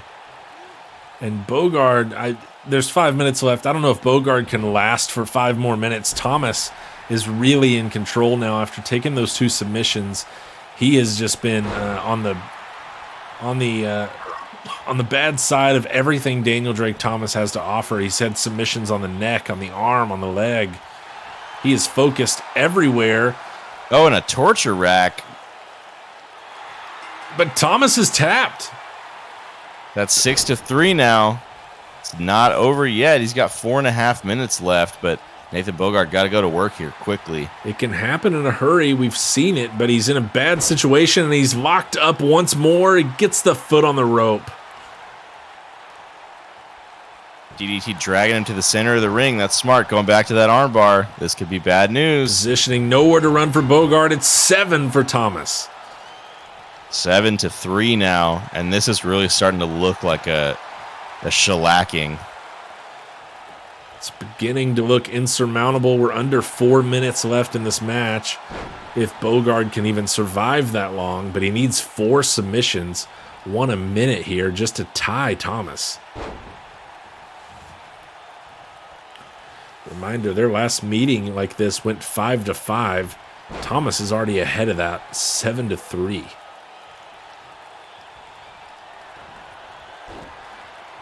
Again, grabbing that ankle. This is bad. This is dangerous. Gets Again, he an tapped. 8th with the ankle lock. This one is over for Bogard. 3.5 minutes of survival here as Thomas is going to put him through everything he's got for the next 180 seconds. You got to wonder, is DDT going for double digits here? You know he's got to be looking to make a statement here. He perhaps already has. Bogard doesn't seem to have much left. He's really, every limb he's got has had major damage inflicted on it. Even the hot start that he had, really setting up Thomas. It hasn't come fully to fruition here as Thomas has just been able to do damage in a hurry. And Bogard maybe just looking to deal out some punishment here. The lead probably insurmountable, but if he can make his opponent hurt, maybe he'll feel a little bit better about his loss. As it stands, it's 8-3 here. He's looking to put him in the lion's den one more time. Steps over. Can he make it 8-4?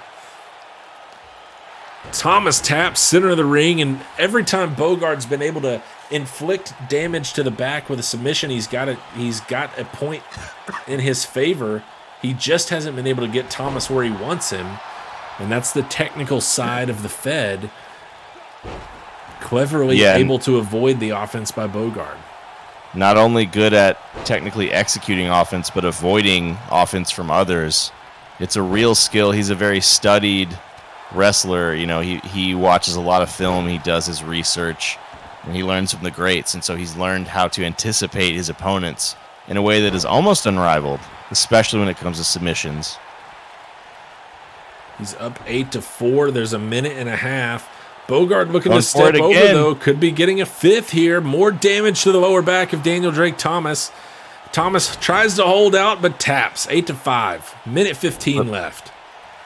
I don't know if he's got enough time to do it, but I appreciate that he's trying. Thomas went right to an armbar there. Bogard got a hold of the ropes in a hurry. We've just got a minute, and Thomas is still looking for more. And Bogard taps immediately. 9-5. It's a great song by Dolly Parton. And Thomas looks like he's putting in the 8-hour days here. The way he's handled this match, survived the offense of Bogard and put in so much of his own.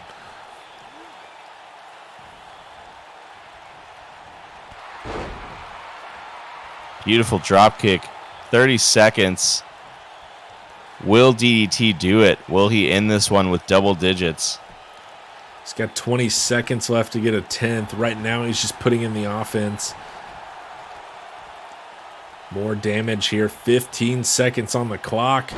Here he goes. Going for the ankle lock, but Bogard with a counter. Not going to let that happen. He's not going to go down 10-5. It's a badge of honor at this point. I got to respect that he's not giving up the fight even when the match is lost. Bogard gets himself another elimination, but it's not going to count on the scoreboard. 9-5 the win for Daniel Drake Thomas. A statement victory. Doesn't want the ref anywhere near him here as he celebrates his big win. Outlasts Bogard for 15 minutes here. Gets a ton of points. Bogard Incredible equaled work. his 5 from last time around, but it's Thomas who comes away with 9 in an impressive win. Yeah, and to think in a normal Iron Man submission match, ultimate submission, if you will, I think 5 would be, a score to be proud of. That's incredible work, but he just came up against one of the greats and couldn't hang.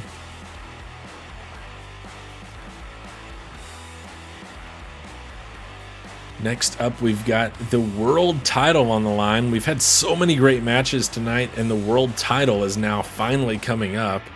It feels like we've already had about 5 world championships matches so far.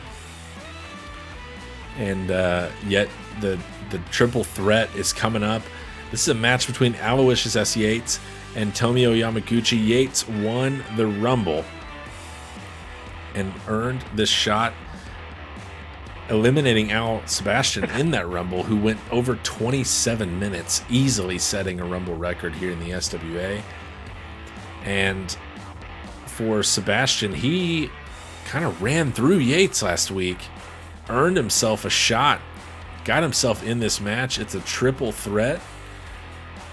And, it's been a full season since Tomio Yamaguchi claimed the SWA World Championship. It was at this pay-per-view last year when Yamaguchi went triple threat himself against then-champion Domingo Cervantes and El Puma and came away victorious with a pinfall over Cervantes himself. It would be a full season of dominance for Yamaguchi if he retains the title here tonight. But he's got some tough opposition, including Al Sebastian, who's making his way down here now. Not the first time he's had a shot at the title, but perhaps a lot more momentum behind him this time, and also a bit of a feud with this Aloysius S. Yates. Yeah, the supposed Luke Thompson, I believe it is. But, the youngest and hippest of all the superstars in the SWA, Al Sebastian, looking like he means business here tonight. Yeah, Sebastian called him out, said that it's a fake Yates. We were excited to have the debut of Yates coming back at the Rumble after long. Sebastian must have called it. Luke Thompson. Apparently so. This, it's tough to tell with those sunglasses on, those super lame wraparound shades. But this looks like it could be the same guy. This is no Aloysius S. Yates. That is for sure. This guy looking like he's ready for an MMA match or something. Yates is all class. This guy's got none. Luke Thompson. Looking like a real jabron here. It was a fake all along. Sebastian was right. But it's our Rumble winner, not Yates, but Luke Thompson.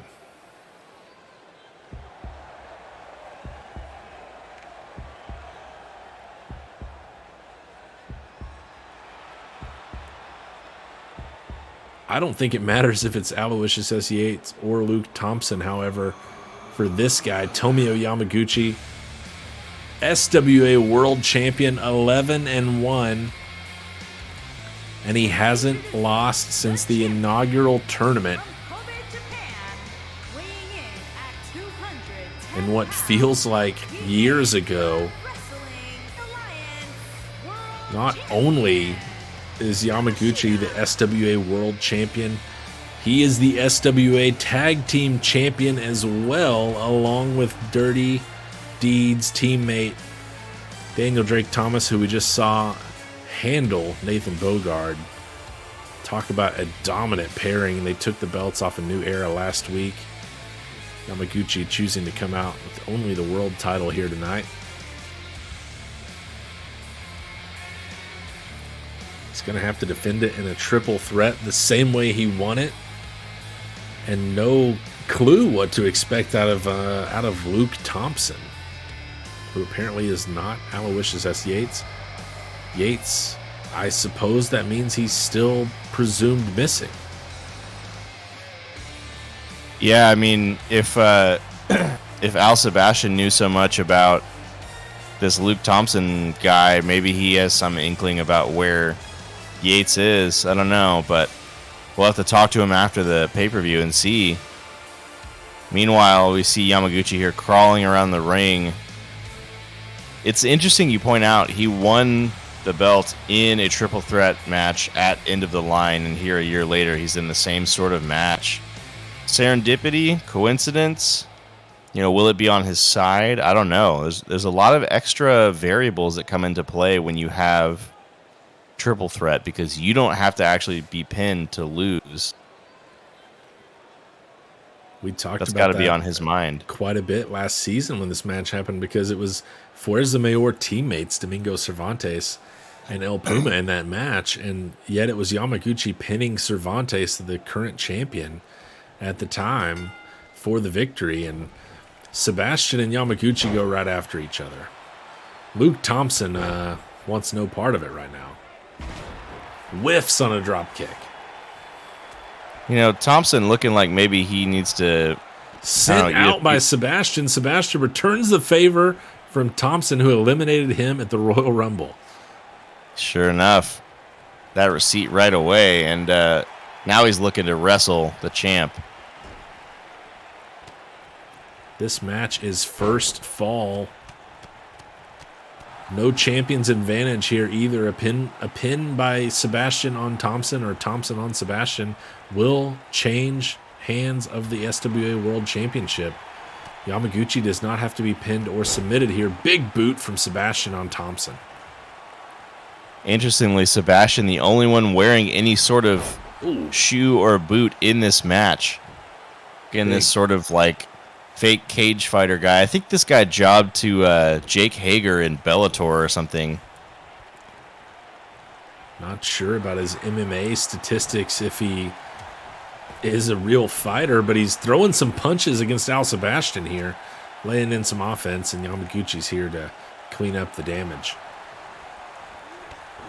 Yamaguchi with the running knee. Interestingly, he is, he's a decent-sized guy himself. Some hot single-leg action on the champ action there. From Thompson, going to win over the crowd here. Yeah, but what I was saying, Yamaguchi at a pretty significant size disadvantage with the leaping knee there. Covers a lot of distance. I think Yamaguchi going to be looking to leverage his athleticism, perhaps.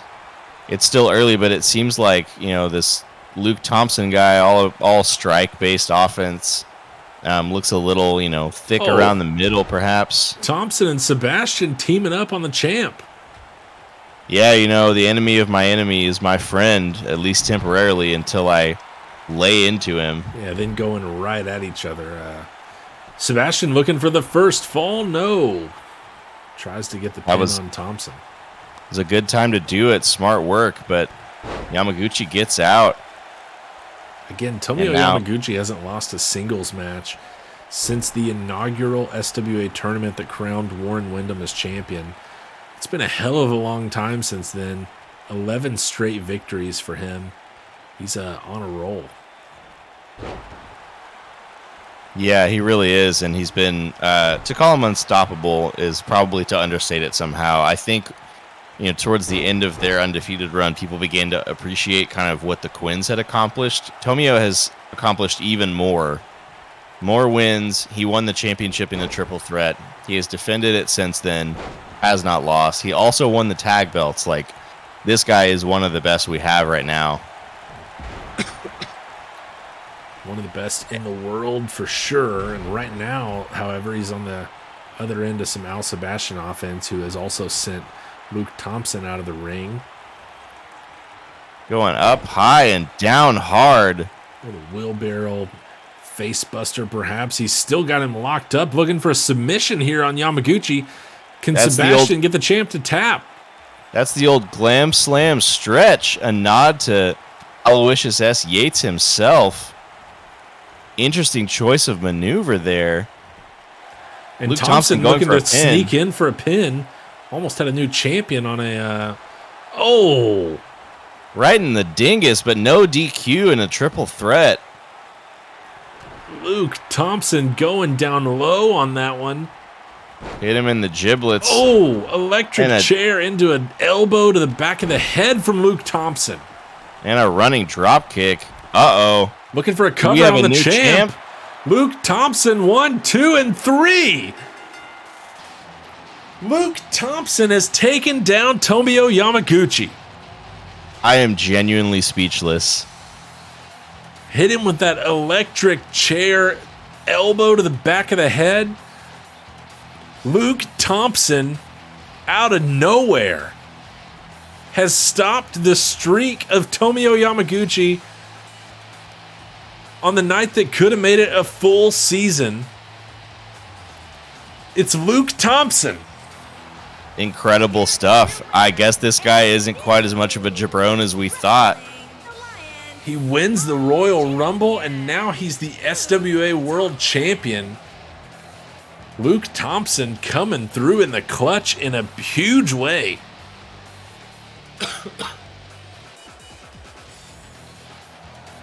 What a statement from Luke Thompson. The man is 0-1 in singles, losing to Al Sebastian, and yet when it matters the most, he won the Rumble and he won this triple threat title match.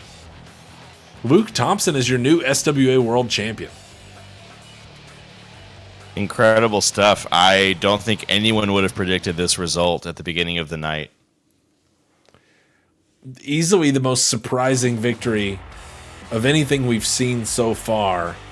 A hell of a win for Luke Thompson, and he did it in a pretty quick fashion as well. We've seen some long matches tonight. That electric chair elbow just knocked out the champ.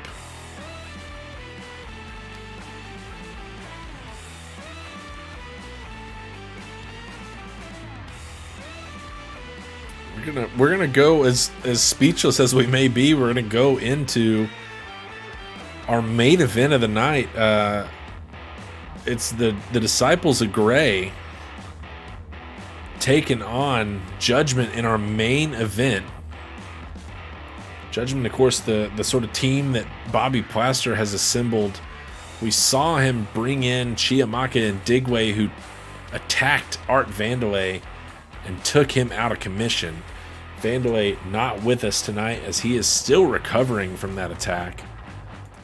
El Puma showed up to Plaster's side in what was scheduled to be a 1-on-2 handicap match. We're not clear if Plaster has a fourth for this match or not.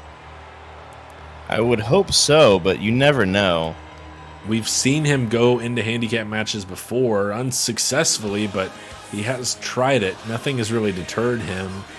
But it's on the other side of things, it's Gracious Garrison Gray, and we know he's going to have 4 here tonight. And he's here in style. We expect Gray to be featured alongside Sparkles, the Beast, and the Boulder. But we also saw Gray last week defeat the Crow Eric Draven in a 1-on-1 match. And the last handful of competitors that he has defeated that way have found their way into his good graces. Will Draven actually be a surprise member of his team tonight? It could be. He certainly will have attempted to make his move and sort of convert Eric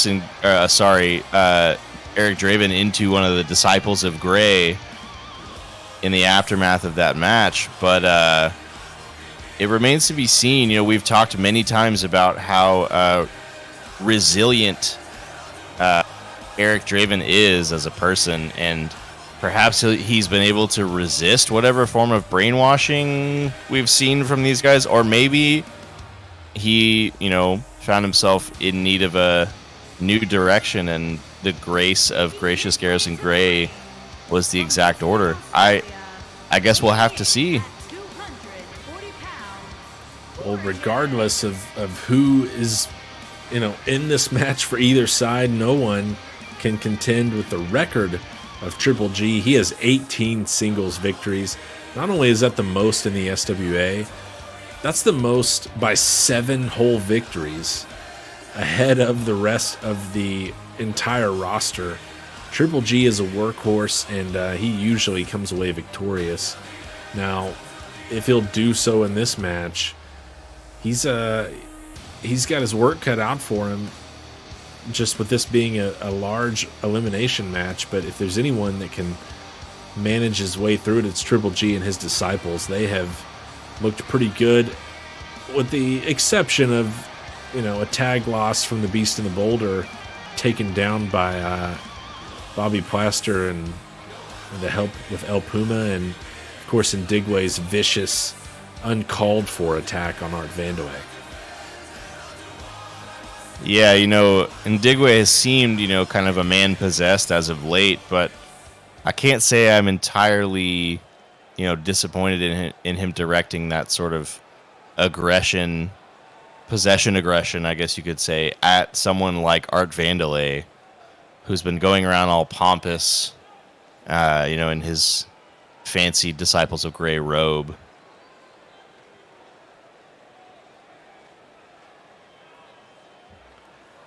Start to find out who of the disciples are accompanying Gray here tonight, as Triple G has made his way into the ring.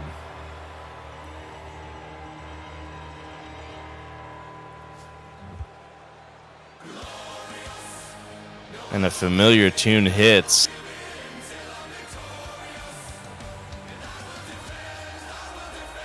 Out first, it is Fettuilagi Tupuola, the Boulder, followed by Sparkles and Calvin Abueva.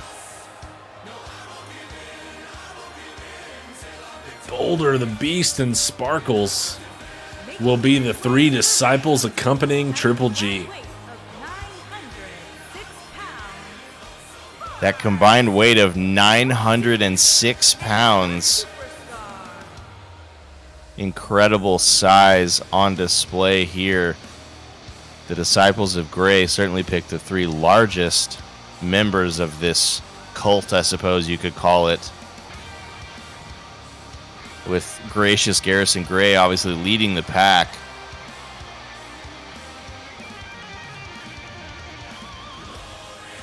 He's got a whole crew here tonight for this 4-on-4 match, which might be a 4-on-3 for all we know. We know that Plaster recruited Indigwe and Puma. The pull of Puma was surprising. Again, that match was supposed to be a 1-on-2 handicap against the Beast in the Boulder. Puma shows up unexpectedly and helps bail Plaster out of that one. They came away with a win. So we've seen him pull in some help at times. Has he been able to do the same tonight, or is this going to be a 3-on-4? And here he comes. Blind Justice himself.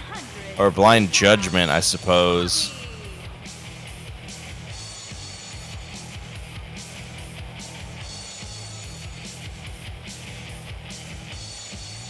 Unbreakable Bobby, the greatest ever Plaster. Of course, those are all self-titled nicknames.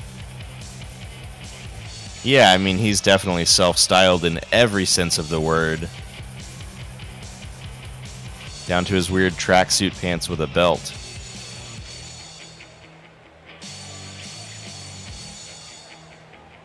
But he does insist that Judgment is blind.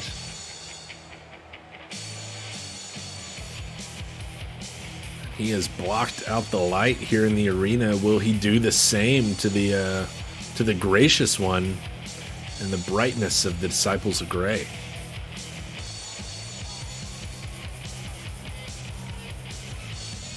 He looks very serious. It's interesting, he's known for his high energy entrances, but since adopting this new look and persona, he's been very serious, very solemn. I suppose he's wholly focused on his mission to eradicate the Disciples of Grey.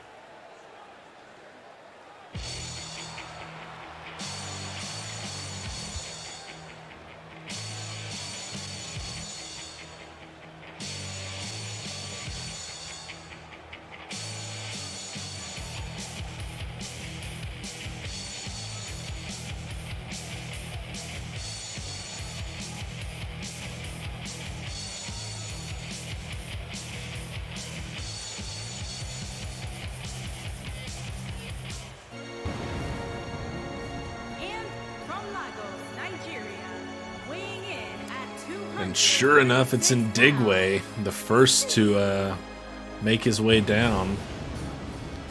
We were pretty sure the attack on Vandalay was orchestrated by Plaster, and confirmed by his appearance here tonight in support of Bobby.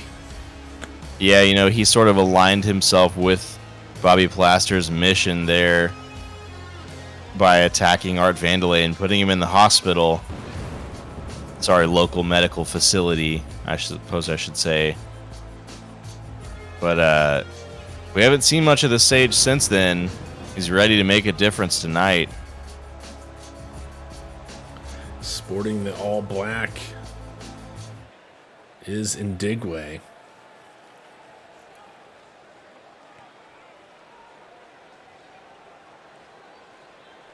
If Chiamaka's here, we would expect El Puma, and sure enough,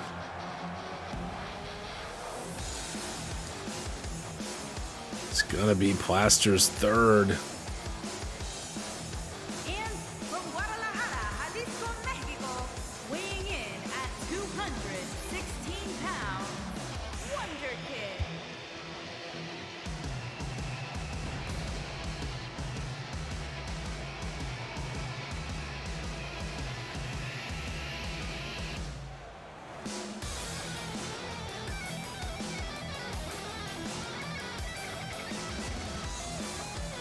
Puma with the surprising alliance with Plaster and his associates, but still kind of his new cocky persona, it seems here. Always feeling himself on the way to the ring, really loves to bask in the adulation of the fans.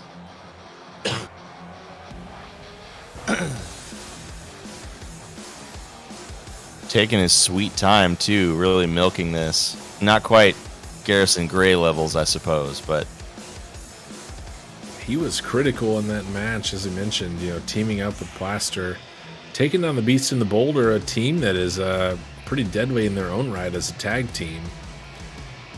And the much smaller Plaster and Puma coming up big against the super heavyweight and the heavyweight. Going to be going toe-to-toe with the full run of the Disciples of Grey. See if Plaster's got anyone else up his sleeve. let's see. Maybe not. That could be it. 3 on 4. Oh,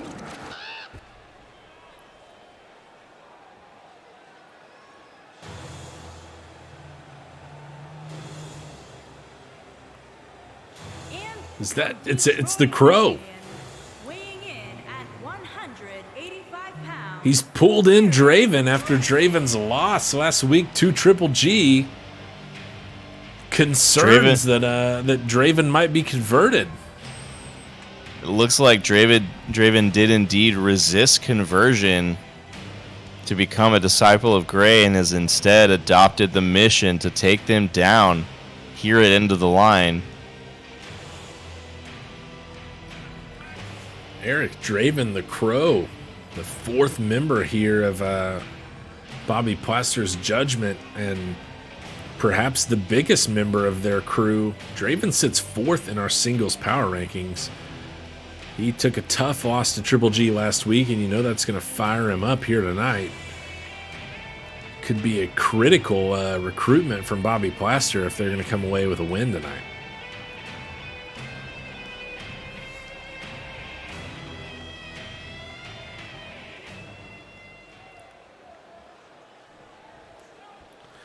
We're going to start with Gray and Plaster in the ring. This is an elimination match.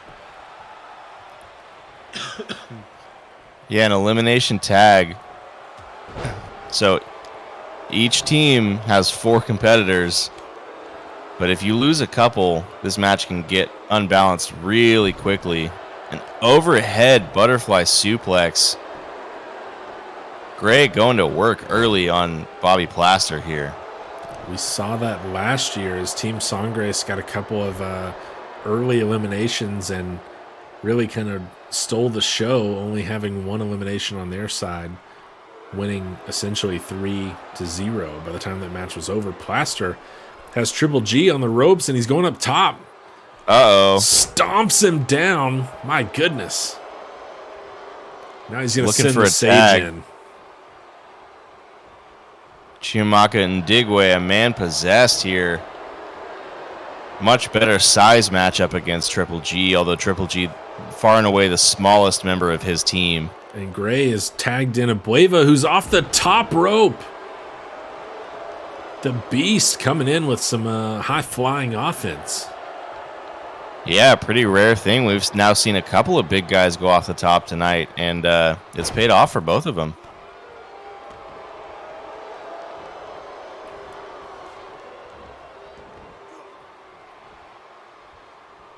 And Digway Looking to locking kind up of the Beast stretch him here. Working on the arms a little bit. Pulling back at the shoulders and the pecs. Really stretching out those muscles. Nice counter, gets Abueva back to his feet. You know the Disciples will not want to disappoint Gracious Garrison Gray here tonight, so they should be on their best performance. That is the hope, but at the same time, they've got 4 guys on the other side of the ring looking to play spoiler, and I'm sure they will if given the chance. The Sage has got Plaster in. Plaster coming off a Starman's rope with the offense. Yeah, and indeed, a repeat of the very move we saw Abueva do just a few moments ago. Nice little nod there. Now we're really seeing the size discrepancy here between Bobby Plaster and the Beast, Calvin Abueva. You can see the Gracious One over there telling the fans they too can be disciples. Yeah, giving them a bit of his grace, you might say. They don't seem to like it too much, but Not sure if he's got pamphlets. He needs pamphlets. Plaster goes into the corner. Fights his way out. Plaster resilient as ever. Manages to escape even the most treacherous of circumstances. Never deterred. Back to the corner he goes, but eats a boot. Sparkle's trying to get in the ring. Ref going to tell him to get back to the apron. We're going to keep this one by the book here. No real shenanigans from the Disciples of Gray, though. Thought we might see something there with a little distraction, but instead going back to Triple G. Plaster's trying to crawl for a tag, but as you mentioned, Triple G getting a hold of him there. Triple G really seems to want to target Plaster specifically, which I suppose makes sense as he's the leader of this oppositional movement here.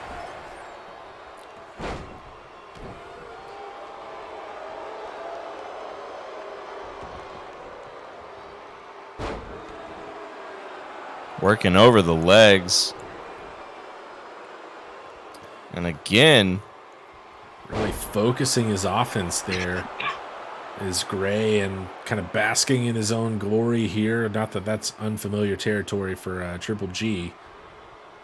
No one's a bigger fan of him than himself, although maybe the Disciples are coming in close, but it's a big DDT from Plaster here. Very big DDT, planted him right on the top of his dome. Plaster maybe looking to get a tag here. Dragging his opponent closer, and now Puma's in. It's Puma. You know, Plaster has put in some offense on Triple G and then been fine to defer to his allies here, although it hasn't necessarily worked out. We've seen Triple G kind of tag in and out whenever Plaster's in the ring. We'll see if those trends continue. Gray seems content to put some offense on El Puma here.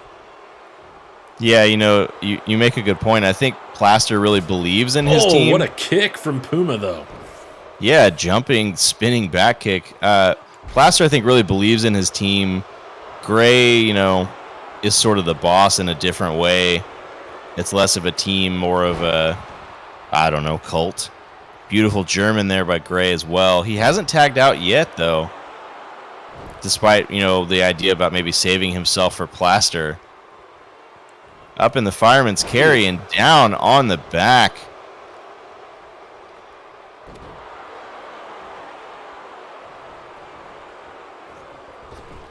Goes back to the corner. Maybe Puma going to look for a tag here. Nope. Reversal in the corner.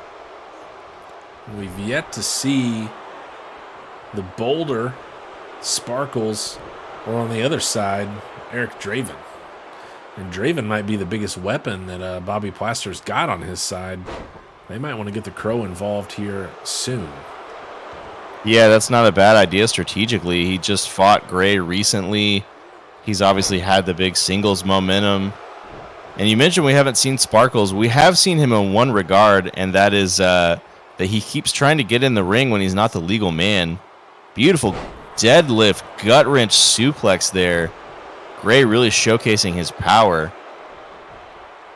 And he's got something in mind here. This could be bad news for El Puma. Uh-oh.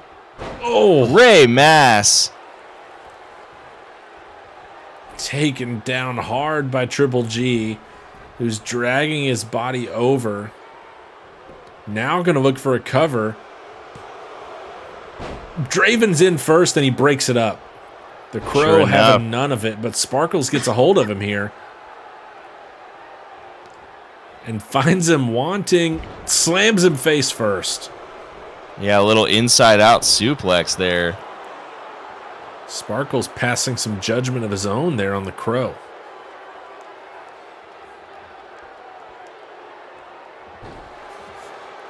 Puma, after taking that great mist. Sorry, Gray mist, that's right. In the ring there, a little out on his feet, although now maybe a little pose there. Get some things going, a little crane action. He's tagged in the Sage. Yeah, sweep the leg, Daniel-san, and boot. Gets in the Sage. Maybe wanted to get Draven there, but Draven is currently on the floor after eating that inside-out suplex. And the Beast back in here for the Disciples. Taking on the Sage. It's a corner splash right under the turnbuckle. Nobody home. Oh, punched in the back by Gray and then smashed by Abueva. Yeah, that was some real tandem offense there. Working as a team, the Disciples of Gray. You can tell that they understand each other. They're of one mind, even if it's a hive mind. Triple G has said all along that he sets up his Disciples for success, and he set up Abueva there for that offense with that punch to the back of the Sage's head. Big back body drop from Abueva here. Still looking for our first elimination. Huge drop kick by Abueva. He has been weighed, he has been measured, and he has been found wanting. Here comes the Beast Bomb from Calvin Abueva. Got every bit of it on the Sage. Looking for the cover. Could he have a first elimination? Plaster gets there just too late. And he's face first into the mat, courtesy of Sparkles. We've got our first elimination. Abueva has sent the Sage out. And like that, the Disciples of Gray now have an advantage. Over the top. And right into a cover. He's got the legs locked, shoulders down for Puma. Abueva's been eliminated. Just like that, it's even. And again with the crane pose. Cranes the hell out of him, and he's a Hurricane Rana on the boulder. Puma is taking on all comers right now. Feeling himself. A beautiful Salida del Sol there.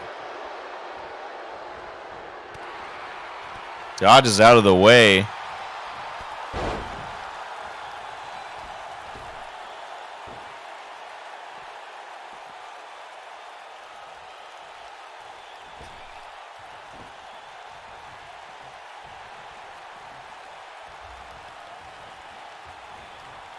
Sending the boulder into the corner here. And we're going to see the crow for the first time here.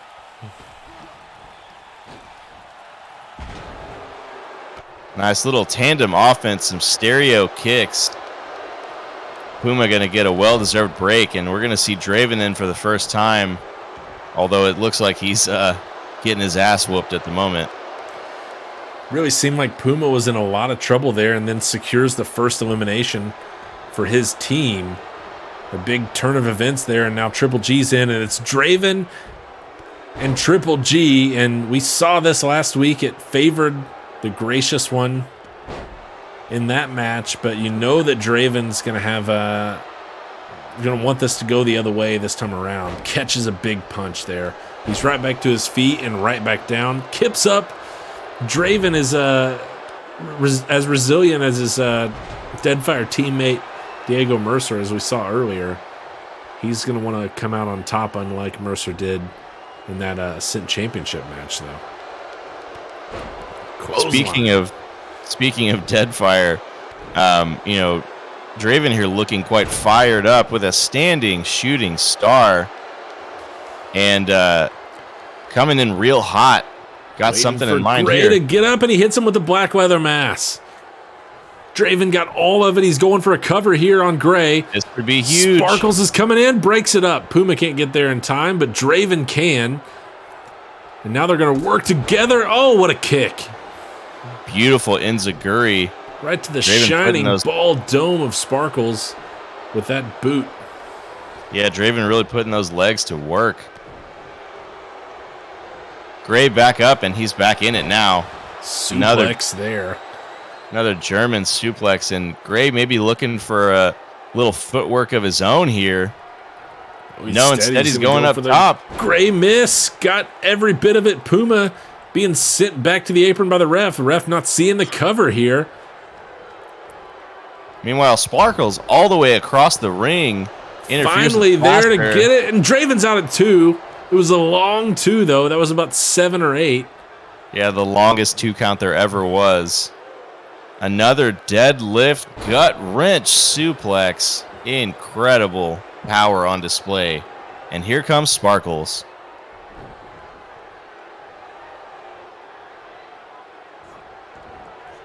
Nice counter from Draven. Flipping out of that wrist lock, now sending Sparkles into the corner. Plaster's still down on the outside. It's Draven and Puma on the apron. And in the ring here for Plaster's judgment. And a beautiful backflip there. And a shooting star to top it off. Really laying in to Sparkles here. Oh, spear from Draven. Eric Draven really fired up here. Really carrying this match.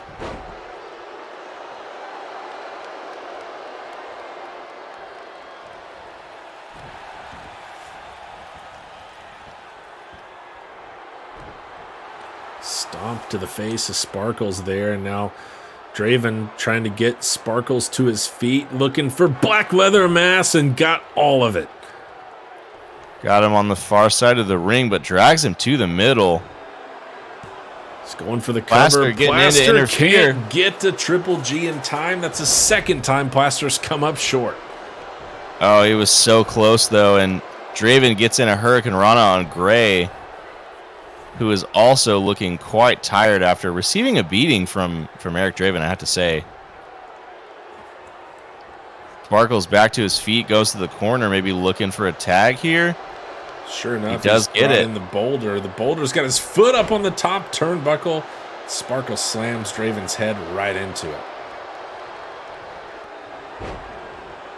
Gets the reversal, though. Another shooting star press. Man, this guy's got hops for days. A low kick backs him into the corner. Going across the ring now. Send him across. Could he be looking for a tag? No. Draven is going up to the middle rope. Slam down on Boulder. Brett's rope moonsault there. Great athleticism. Shades of Jacob Fatu there. Looking for the cover. He's up on the ropes. It's a 1 count. Ref missed that one. Plaster has finally made his way back to the apron. Draven's been in there a while. He still seems like he's doing okay, though. And now Puma grabbing a hold of the boulder. Draven getting in some offense there, but now he's tossed clear across the ring. Super heavyweight launching Draven across. And then Boulder going after Puma. Draven maybe almost capitalizing. caught the ref. Almost caught the ref there. That was quite dangerous. Oh, ref gets it in the back there. Courtesy of the Boulder. Irish whipping Draven right into him. Triple G now the active and live man here. Nice reversal from Draven. Manages to control things again. And then stomps the leg of the ref. Maybe out of frustration more than anything else. Tough to say. Beautiful Falcon arrow. And Triple G looking like he's got his energy back. Goes for the pin, but nobody home. The ref is laid out. And Plaster gets in a little extra something. Triple G fights his way out of the corner, but Draven's trying to keep him there. Ref wisely goes to the opposite corner this time on the Irish whip. Yeah, staying out of the line of fire. Puma trying to get in the ring, it looked like, but the ref is having none of it. Oh, spear by the Crow. Spear. Takes down Triple G. He's going to try to get him to his feet, but it's a jawbreaker for Gray. Big DDT. Huge DDT. Man. Dropped him on the top of his head, too. Knee to the back as well, and Draven surely feeling it now. He's been in there a long, long time. Dragon screw leg takedown, and I really think Draven should make a tag here, but he seems more focused on something else. Oh, got another black weather mask. That's the second one he's hit on Triple G in this match. He was thinking more offense, and he got it. He's looking for a cover here. Puma in quick to defend, but he does not get there in time. Puma took the scenic route to Sparkles and wasn't able to do anything. He's got something in mind here for Triple G, though. He's setting up Triple G, though. Hooks him up. Gets package pile driver. All of the package pile driver, leaves him center of the ring for Draven, and then walks off. And the ref eats something from Plaster. Chaos has erupted in this match. No idea what's happening. Bobby Plaster has taken out the ref on what should have been an opportunity for his team to eliminate Gray. Justice is blind, and it can't even see where the referee is standing. Ref is now staggering back to his feet, and the situation has changed here as Triple G has got Draven up, and third Gray missed. Center of the ring, looking for a cover as he got another elimination. Plaster's trying to come, but no. Boulder breaks it up, and yet Draven gets out.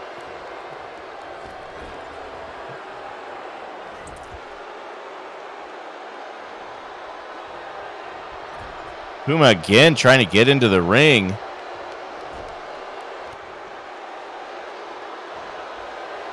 Draven up top, Hurricane Rana. Eric Draven has been in this match for what feels like 45 minutes. Finally goes to make a tag. Tags in Puma. Plaster spent more time sitting on the outside, I think, than he has on the apron. Yeah, he keeps coming in and eating moves from the other team while he's trying to protect a pin. Plaster's best asset might have been the recruitment of Puma and Draven, who have really kept his team in this match. Puma securing the only elimination for their side. Draven putting in some offense. The Boulder is the live man once more for the Disciples. Meanwhile, Puma's still laying on the mat. Boulder looking to go to the far corner. Big whip into the corner.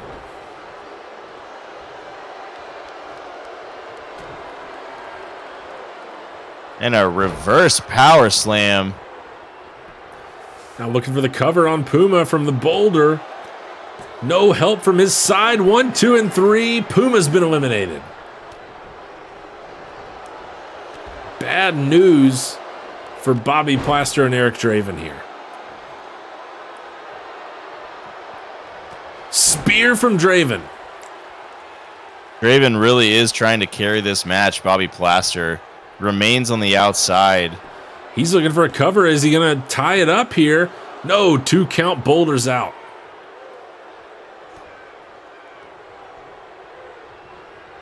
You know, this match is still, 3 competitors against 2, so the advantage seems minor on paper, but the amount of time Eric Draven has spent in this match, the amount of punishment he's taken, this feels like it's a steeper hill to climb than the numbers would suggest. Now Draven is looking for it again. Black leather mass on the boulder, center of the ring. The trouble, as it has been, is that Sparkles breaks it up. Plaster didn't even bother to try to protect the pin that time. Hurricane Rana on Sparkles deals with him. Triple G still on the apron, however. Draven going to the corner, but the boulder with a nice counter sends Draven into the ref. Ref keeps his feet this time. Finally. And now yelling at Bobby Plaster, it seems, who also tried to enter the ring. Boulder with a stare down of the Crow here in the corner, while Triple G maybe tries to convert him once more here. Maybe hypnotizing him that time or something. I don't know. Going up high. The Samoan lift. Oh, and the drop. The Boulder looking for another elimination here on Eric Draven. 1, 2, and 3. Eric Draven has been eliminated, and it's Plaster all by himself. And this is probably what Bobby Plaster envisioned originally anyway. I can't say I think he's going to win, but you know he won't give up, and he's never deterred by having a disadvantage. Slammed into the corner, but Plaster fights out. What would seem to be insurmountable odds here. The Boulder is going to go tag in the Gracious One. And will Gray come end it here? Soaking in the adoration. Looking to put away Plaster, but Plaster's still got some fight left in him. But he might not for long.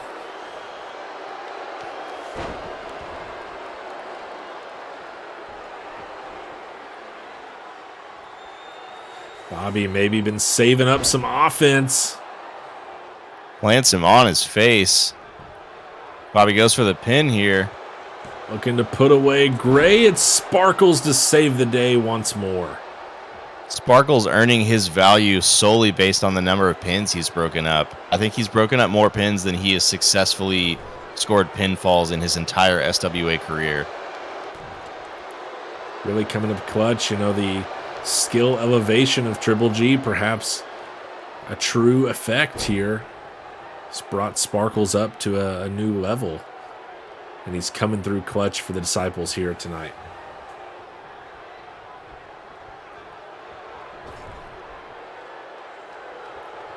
Tagging in the Boulder is Triple G. Tupuola has 2 of the eliminations for the Disciples. Oh!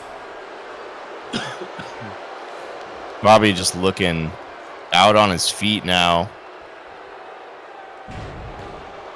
Oh, and a sort of choke takedown there by the Boulder. It's a new one. I've never seen that.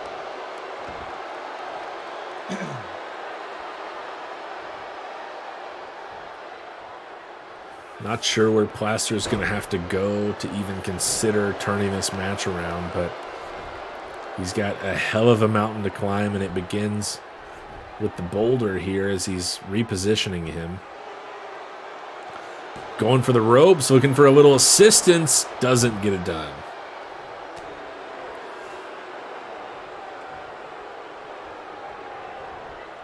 Tupuola sends Plaster to the outside.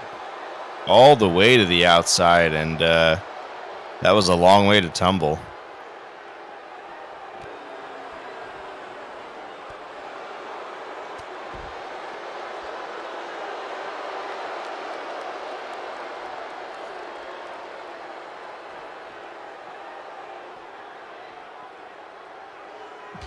Oh, head first off the apron.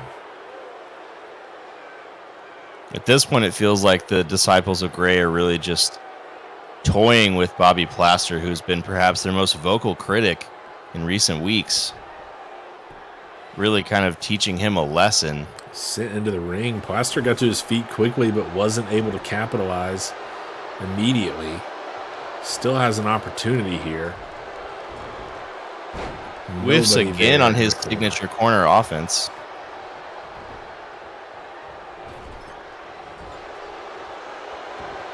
Gets a nice butt attack there from the Boulder. Drops him on his back as well. I mean, at this point, just end this. Like, what more do the Disciples of Gray have to gain playing with their food like this? Yeah, after putting away probably the top talents of the team, what a choke slam from the Boulder. That may do it for Bobby Plaster. 1-2 and no, Plaster kicked out. Plaster, resilient as ever, refuses to go down. He calls himself unbreakable for a reason.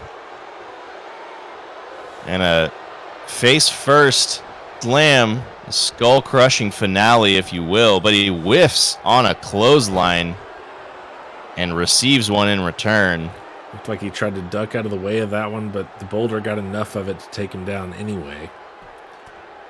And slam his fist into the covered eyes of Bobby Plaster.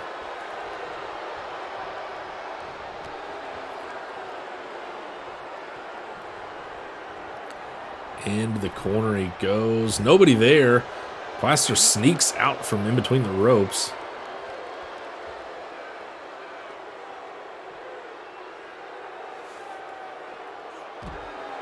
Doing some damage Surprised. to the arm of the Boulder. I'm surprised at this point that Boulder hasn't tagged, in one of his teammates to get a rest. They could, be quickly tagging in and out, keep themselves all fresh. But instead, he really wants to be the one to finish off Bobby Plaster here, maybe earn some favor from Gracious Garrison Gray. Trying to rack up all the eliminations here. It's the Boulder. Have we even seen Sparkles in this match yet? Outside of, playing spoiler to pin attempts.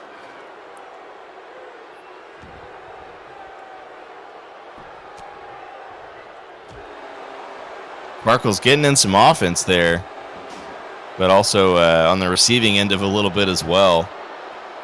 Now Plaster's kind of going 1-on-3 on the outside here. Slams Triple G off the apron. Might have busted him open. Yeah, the beautiful, gracious mug of Garrison Gray is officially marred. Now He's sends bleeding him from his inside. forehead. And I might have missed a tag. I think Gray's the active man here. Maybe so. Maybe it happened while the Boulder was on the apron there. And a nice German from Placer, who's looking exhausted at this point. Boot to the gut, DDT from Triple G.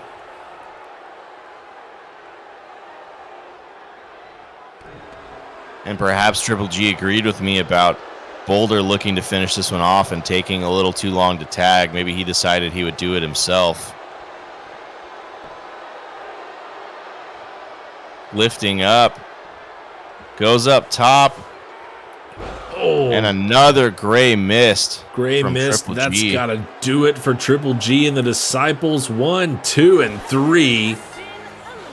Gracious Garrison Gray and his Disciples come away victorious, only serving one elimination. A big win for them.